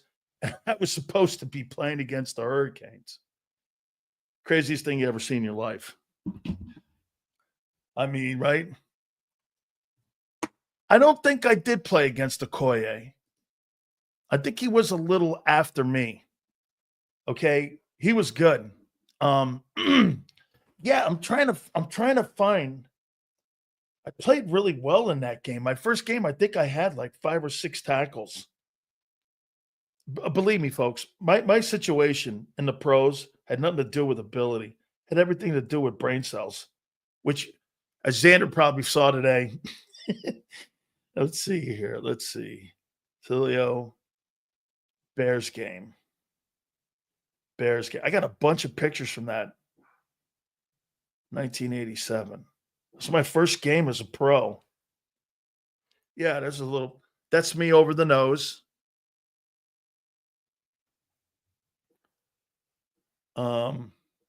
Oh, here's me against Stump Mitchell. I blow this kid up. Wham! Right on this kid's head. Watch the nose. Throw him. Boom. on his head. How you doing? Guess where I played that game? You know where I played that game? I played that game at Old Bush Stadium. That thing was at Old Bush Stadium where I played that game. That's where the Cardinals played. Yeah, it was pretty cool. I got that in here somewhere. Yeah, here. That's us playing against the Bears. Me tackling Walter.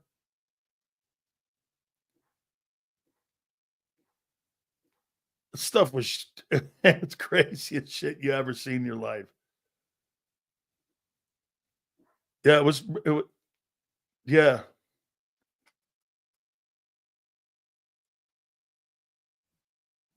I had the box score for that game. I think I had 4 tackles in that game. There's an old picture of Jerome. I got a ton of these.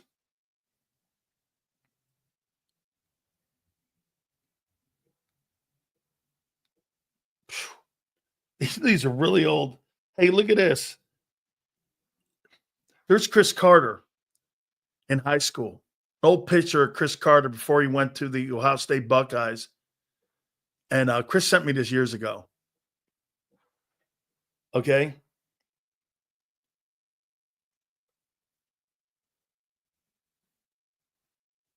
That's fun shit. Oh my God. Dude, look at this. Look at this picture of my boy Alzado. I love Dial. What a good dude. An absolutely good dude, man. Alzado was it. And you know what? I got so many of these things and pictures.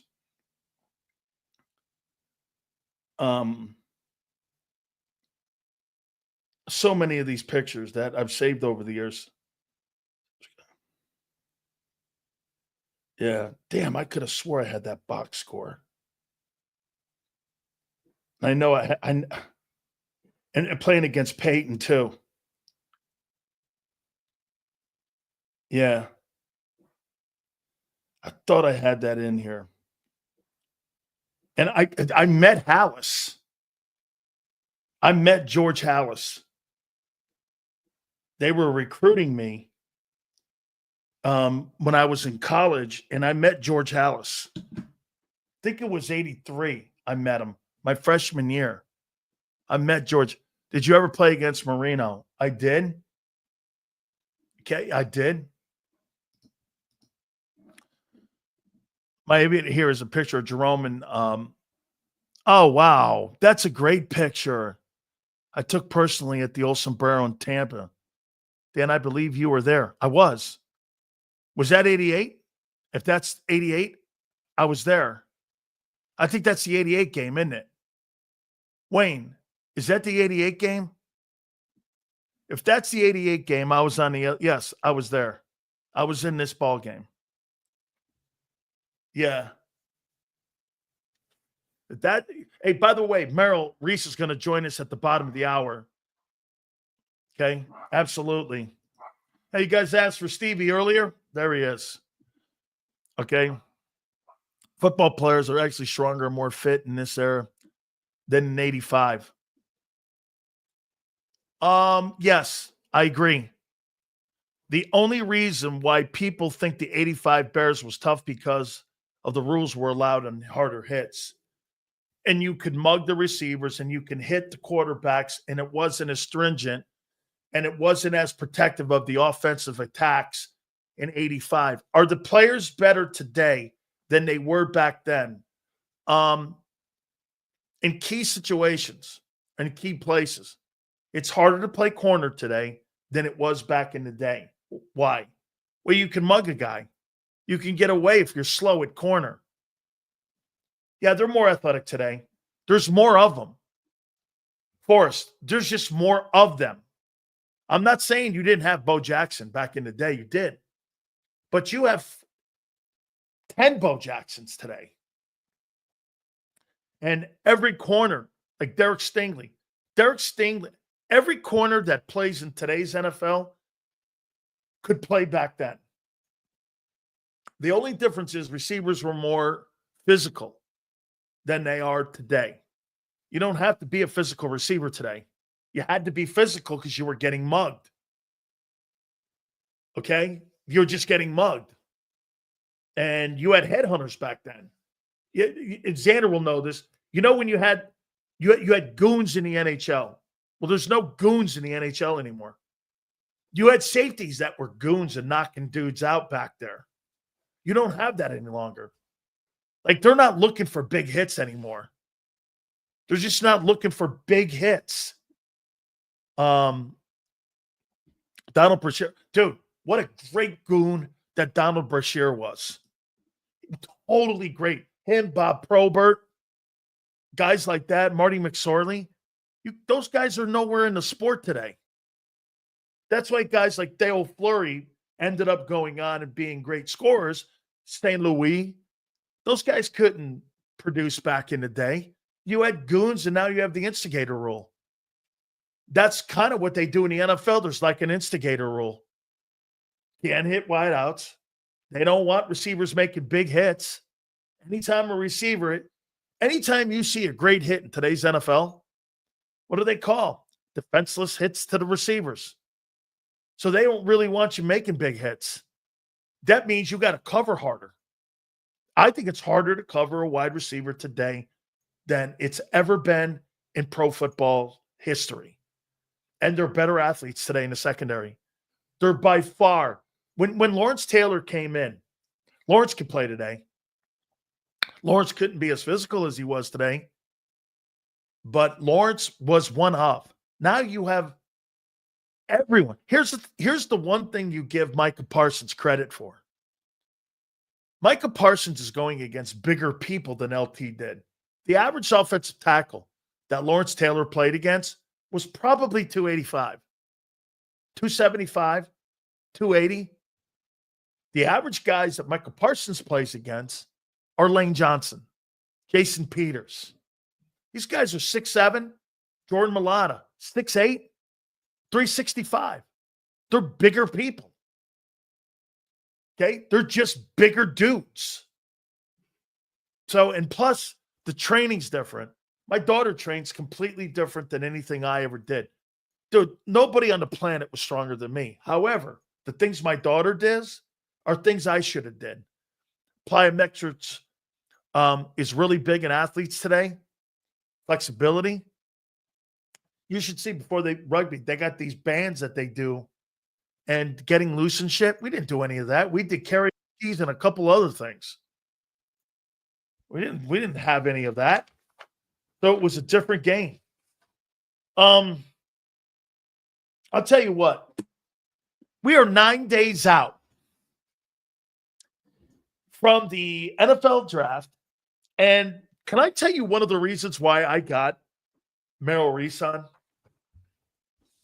I wanted to get anybody that belongs to Marion. I want to know what he thought of Augusta National. This is what I say about Rory McIlroy. And I posted this. Rory McIlroy is golf's version of Brett Favre. That guy could make an eagle on Amon's Corner like nobody you've ever seen. Gary Player, Jack Nicklaus, anybody you ever want to mention. Ben Hogan, any of those guys. But you know what he could do?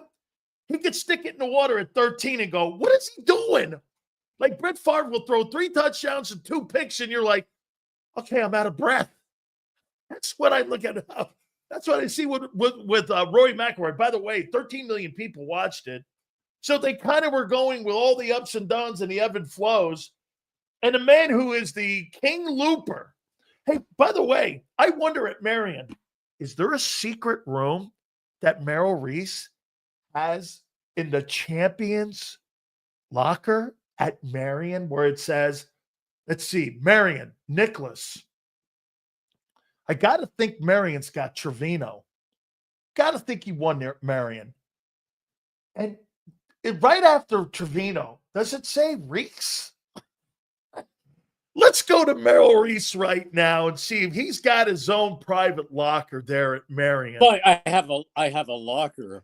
I do have a locker, but it's not next to Trevino or Justin Rose, who won at Marion in 2013 and is a Marion member. And it's not right. I have a locker room with all the guys. I have a locker with everybody else, and it's a wonderful place to be. What's the toughest hole at Marion? Boy, you can take your pick. There's a bunch of them. For the U.S. Open, the third hole, which is a par 3, plays uphill at over 200 yards. I mean, It stretches out. It's tough, and it's really, really tough. But there are a bunch of very, very tough holes.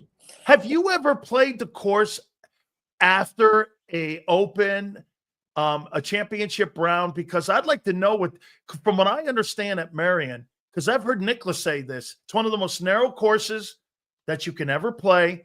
There are some wide open courses on the 5s, but he also said that rough at Marion, when it gets a championship rough, you hit it in there, it's bogey. No matter what it is, you're going to hit a bogey if you hit it in the rough. Yeah, it's very, very tough. But the thing about it is, you talk about people thought when they played the Open there in 2013 that the pros were going to, the PGA was just going to eat it up because it doesn't have the distance. Right.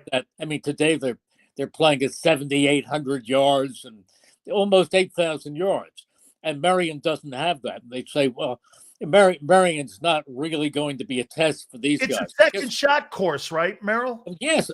Do you know what, Dan? Do you know what Justin Rose, do you know what he did to win Marion? He was 1 over par.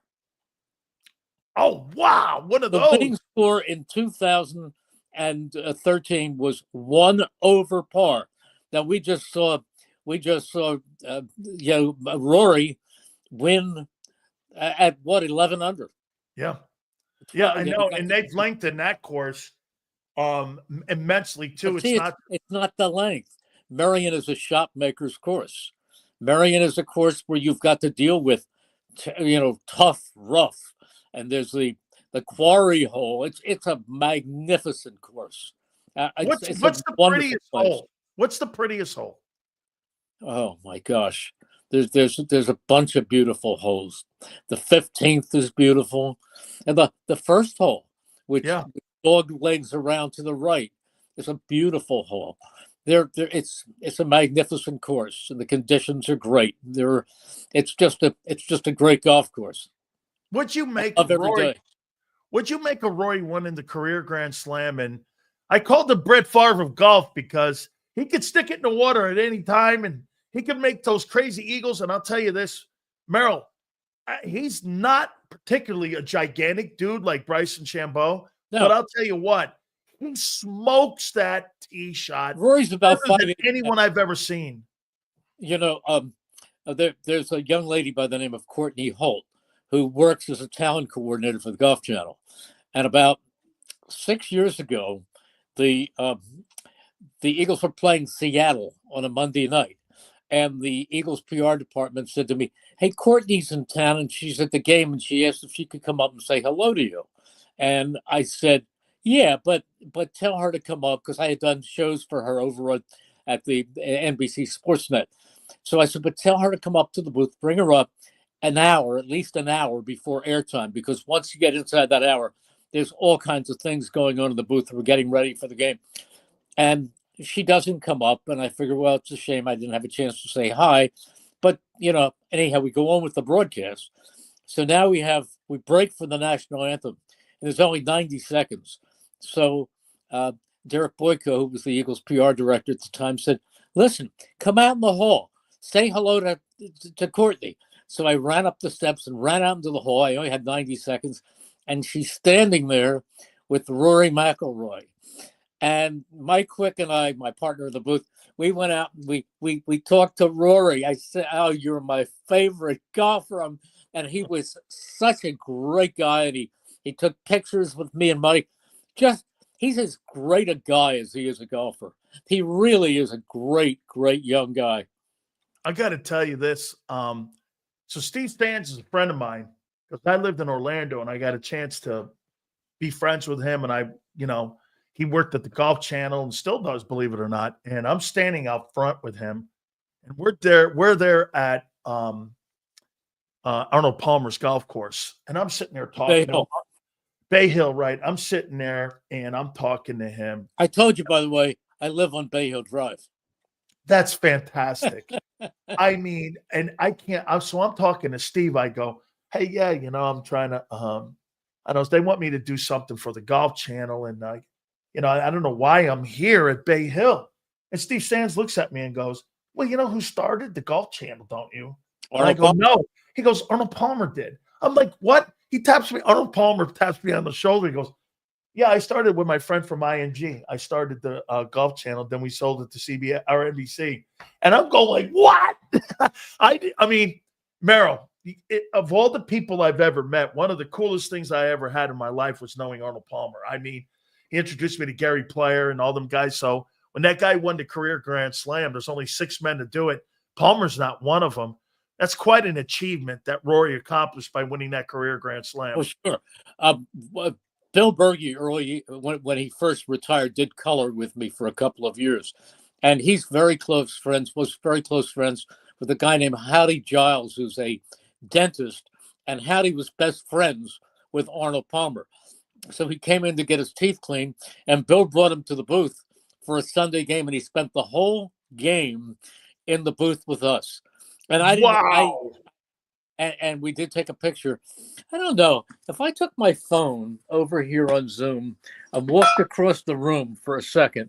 I don't know if this picture would pick up. But all right, folks, we're getting a bird's eye view here of Merrill Reese's memorable picture. Oh yes. There's Bill Berge. Look at Merrill back in the day.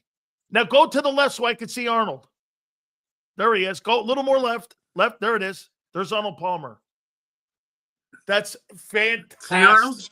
Yep. And that's my wife, Cindy. That's Berge. Yep. That's Bill Berge. That is really awesome. That was Bill who passed away, Chris. Yep.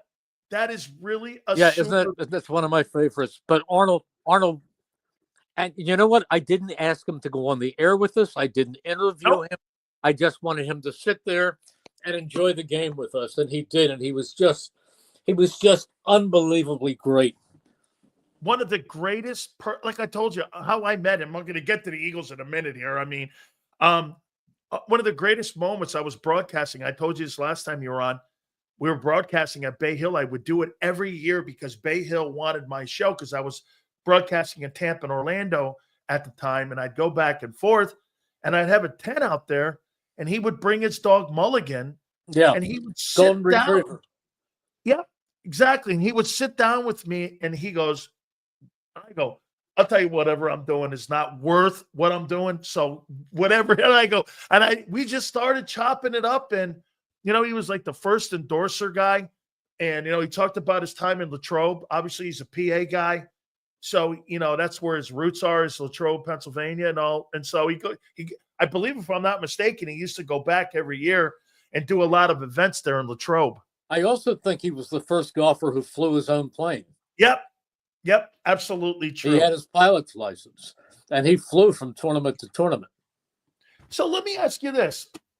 Speaking of flying, we're flying right towards the draft here. Yeah. 9 days out. I mean, in your opinion, all the moves that the Eagles have made so far since February 9th, in your opinion, Merrill, I mean, the average age of the defense right now is 24.3 years of age. How do you feel about the fact there's a lot of guys that are unproven? We're almost in the same situation we were a year ago.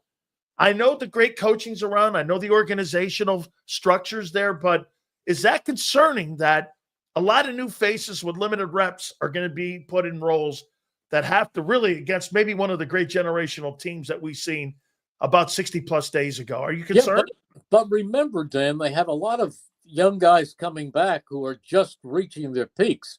I mean, as good as Jalen Carter is, and Vic Fangio has said this to me, You haven't seen the ceiling by any stretch of the imagination. That's how good he is. And you know how good he was last year.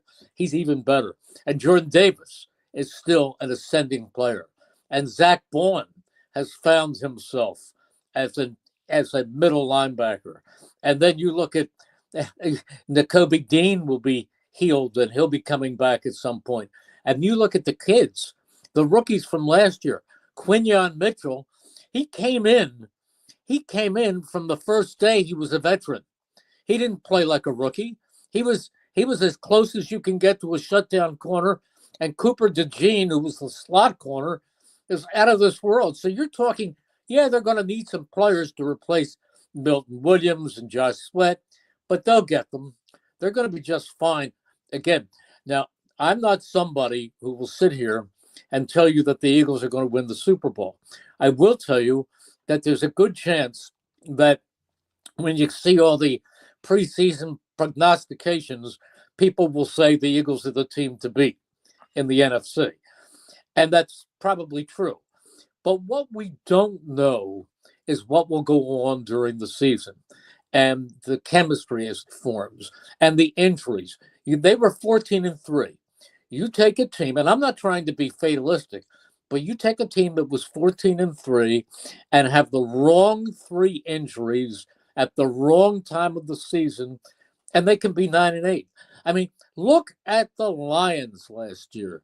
They were the best team in football, I think, most of the way.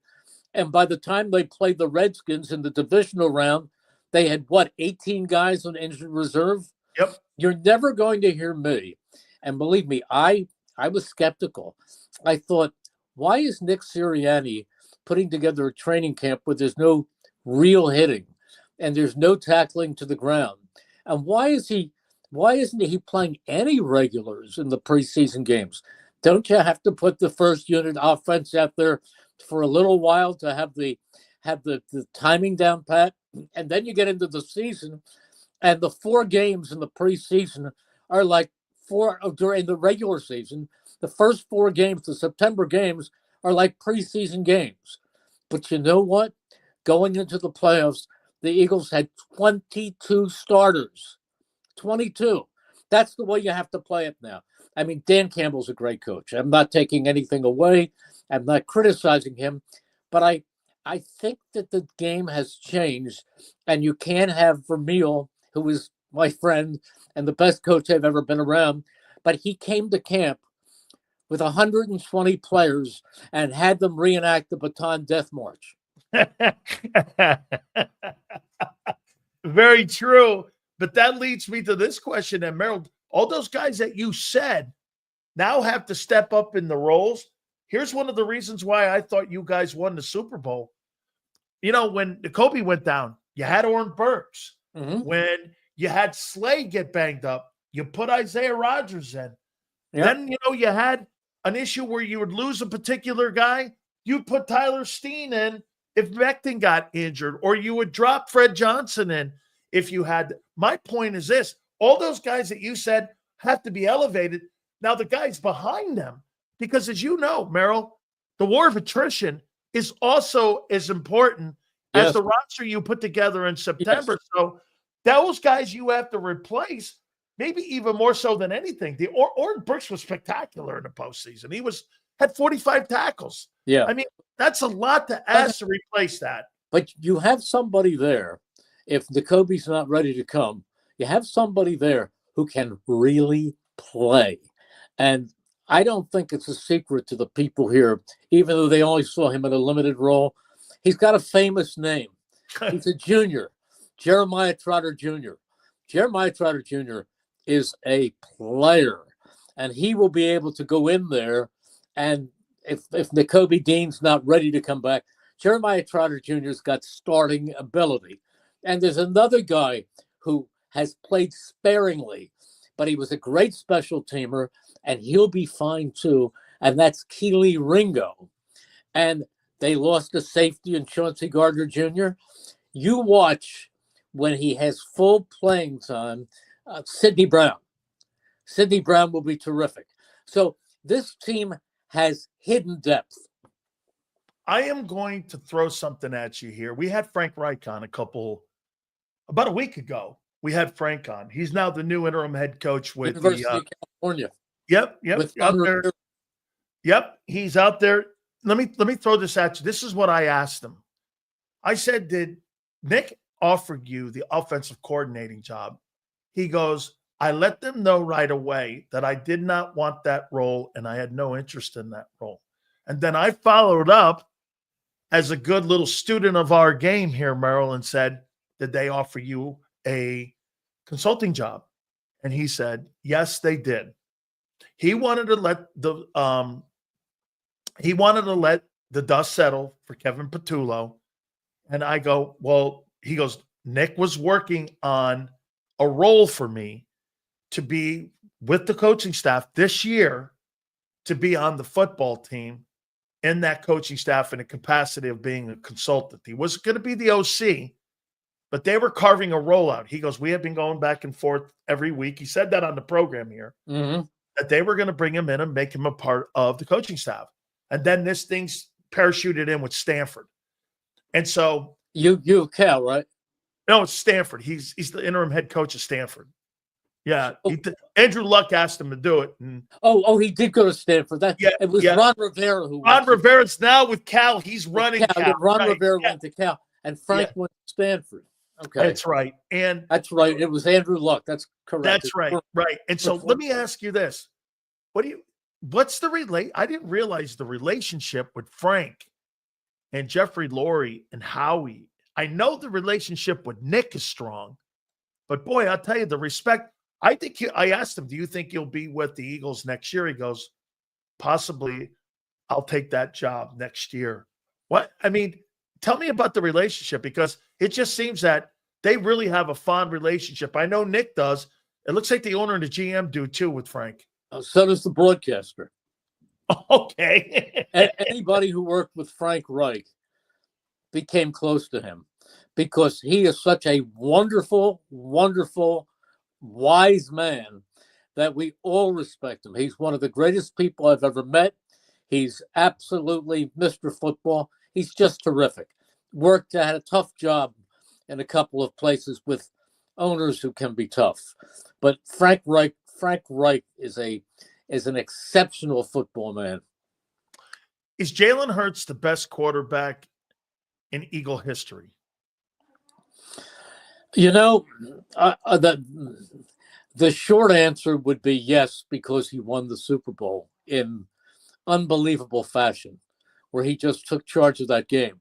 The other thing you can say is, now I know this is going to irritate a lot of people in Kansas City, but when they lost to the Chiefs in Super Bowl 57, with the exception of one turnover, he outplayed Patrick Mahomes in that game. Then the next year, they played them on a Monday night in Kansas City, and in the rain, and they had a 10-0 deficit, and he outplayed Patrick Mahomes in that game. And then he outplayed Patrick Mahomes in this game.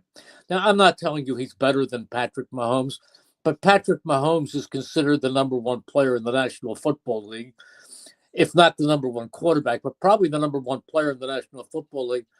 This guy, I've been in his corner from day one. I think he's outstanding. The record book, it's there in black and white. The record book will tell you, from a statistical standpoint, all the records over the years are held by Donovan McNabb. But he was here for quite a long time. And Donovan McNabb, at his peak, was a great quarterback.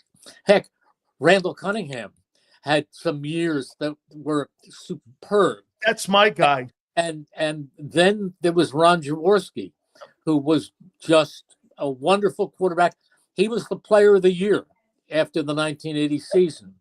And then if you want to go back in history, there was a guy in 1960 by the name of Norm Van Brocklin, and I was a little kid. I mean, the difference was he was the coach on the field. Nobody sent in plays. He directed everybody. He yelled at the offensive lineman. He screamed at Tommy McDonald. but he was the coach on the field and a great leader. So it's tough to say who is the greatest quarterback in Eagles history now on April 15th, 2025.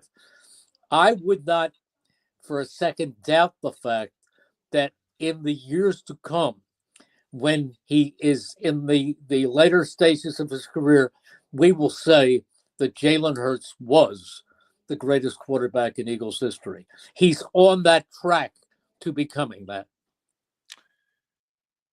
Final question for you. How important was Andy Reid to Jeffrey Lurie and how he evaluates coaches, hires coaches? I'll make this point to people, Merrill. Since 2000, he hasn't hired a bad head coach. Even with Chip, no one's had a losing record. I mean, you can make Chip had horrible bedside manner, didn't know how to treat people. All of that is true. His However, last season was a disaster. I get it, but he did leave Lane Johnson and Jeff Stoutland. He did bring those to the table. Yeah, listen. There were Chip Kelly is a very, very bright football man. Very, very bright. Look what he did for Ohio State this year. Yep, national title. I'm critical because I never got to know him. He didn't give me a chance. He could be very cold, very impolite.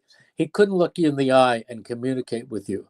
And I think that to be successful in any business, you have to be able to be a communicator. Yeah. Players told me that about Chip. Especially in our sport. And coaches told me that about Chip. But was he bright?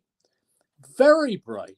And did he knows the game as well as anybody.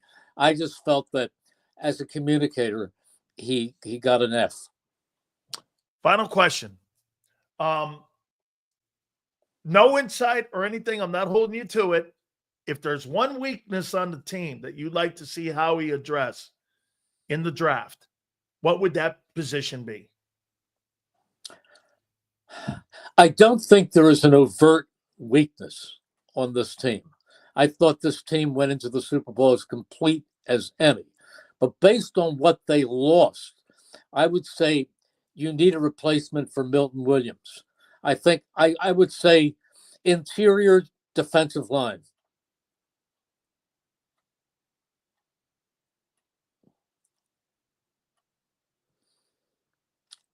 Did we freeze? Wait a minute. Let's see.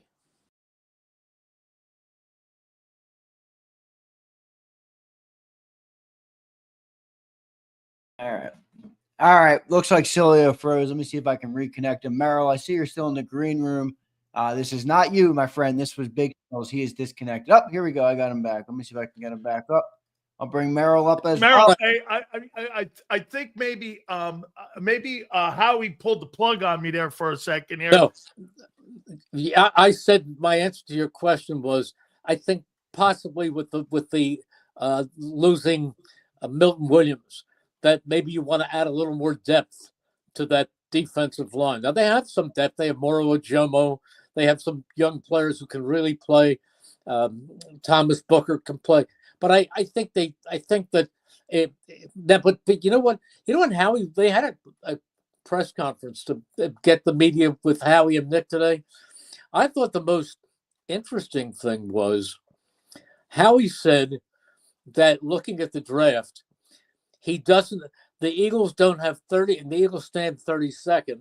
He said the Eagles don't have 32 players in this draft ranked as first-round draft picks. I agree with Merrill. I think there's probably in this draft, there's probably 3 blue chip kids: Travis Hunter, Abdul Carter, maybe the tight end from Penn State. Ty Warren is tremendous.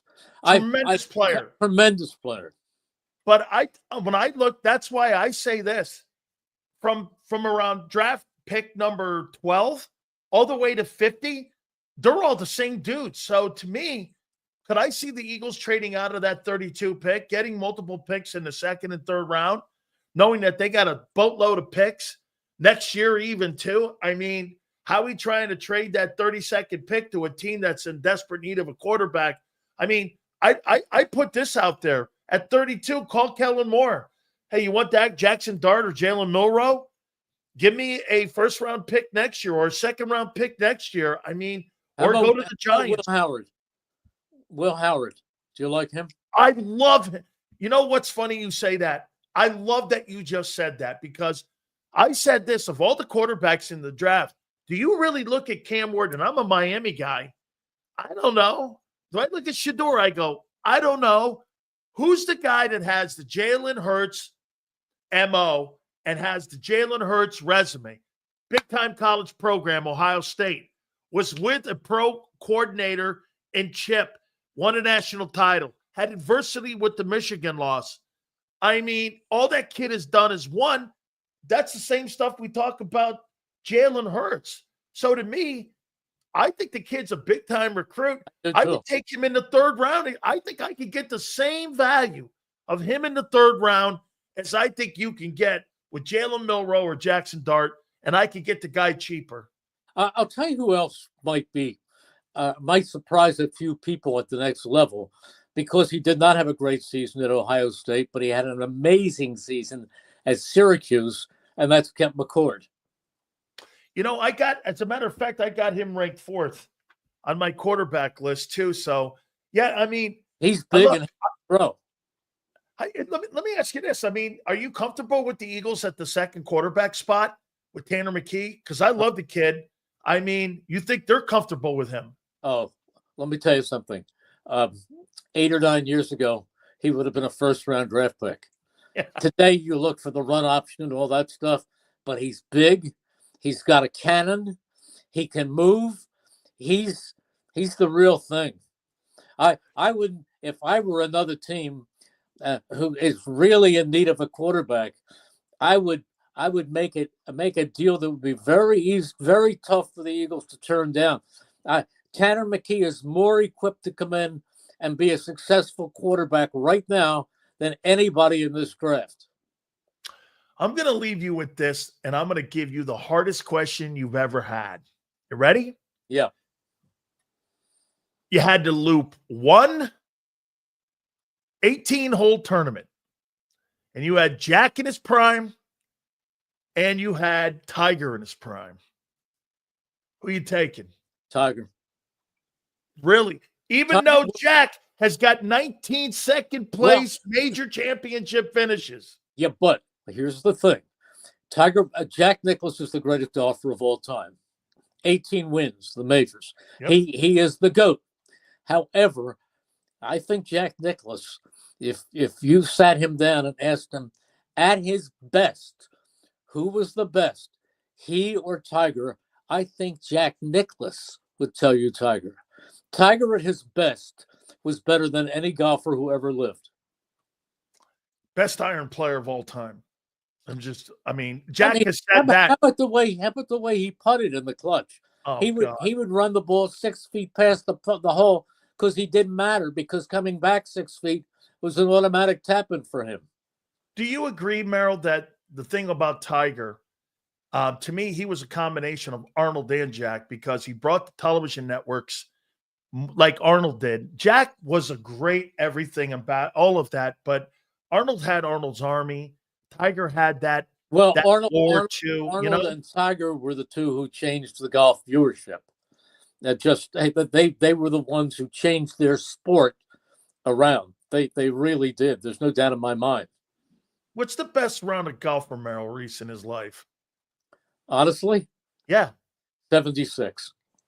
Wow. At Marion? No. Oh, wait, putt. No. I've had it several times. I've had 76s. One here at Bluebell where I live, and remember also, I had that on a day, like 2016. 2016, I had a 76 here, but it also included a hole-in-one. Oh my God, that is so. Merrill, here I've played a Pebble, I've played Olympic, I've played Cherry Hill, I've played Congressional. I played the PGA National, where the 75 PGA Championship was held. I played Baltusrol. I played Shinnecock, and I played Wingfoot. Wow. Yeah, I've played. Wingfoot is the hardest course I've ever played because it's so long. Oh, I mean, and the bunkers are so deep. I mean, just incredibly deep, those bunkers. I'll tell you another course. Friends of mine, I've never played it, that has a reputation of being really that tough, and that's Oakmont. Oh yeah, there's The Chicago. Church Pew bunkers. Yep, absolutely. Merrill, it's great to talk sports with you. Always, my friend. Thank you so much, and I appreciate it. I appreciate it. This has been fun. Take care. You bet. Bye. Great Merrill Reese. I love talking with Merrill. Absolutely great stuff as always. Look forward to talking with him. 76. This guy shot his age. Yeah. Hey, golf isn't for me. Hey, dude, golf's fun. You know what you do? You go out there, you get a couple beers, you get some sandwiches, you play best ball with your buddy. You're not trying to get a tour card. You know what I'm saying? Hit that like button, guys. You guys were absolutely great. Tomorrow, I think, if I'm not mistaken, I think we got Brent Musburger. Oh, no, we got Mike Golick tomorrow. And then on Thursday, we have Brent Musburger coming up. Brent has just been inducted into the Hall of Fame. So we will have him Thursday. Mike Golick's going to be with us tomorrow. So we appreciate you guys so much. Please hit that like button on the way out. 2 to 6 tomorrow. Big Z and Big Joe, thank you so much. And we'll see you on the flip side.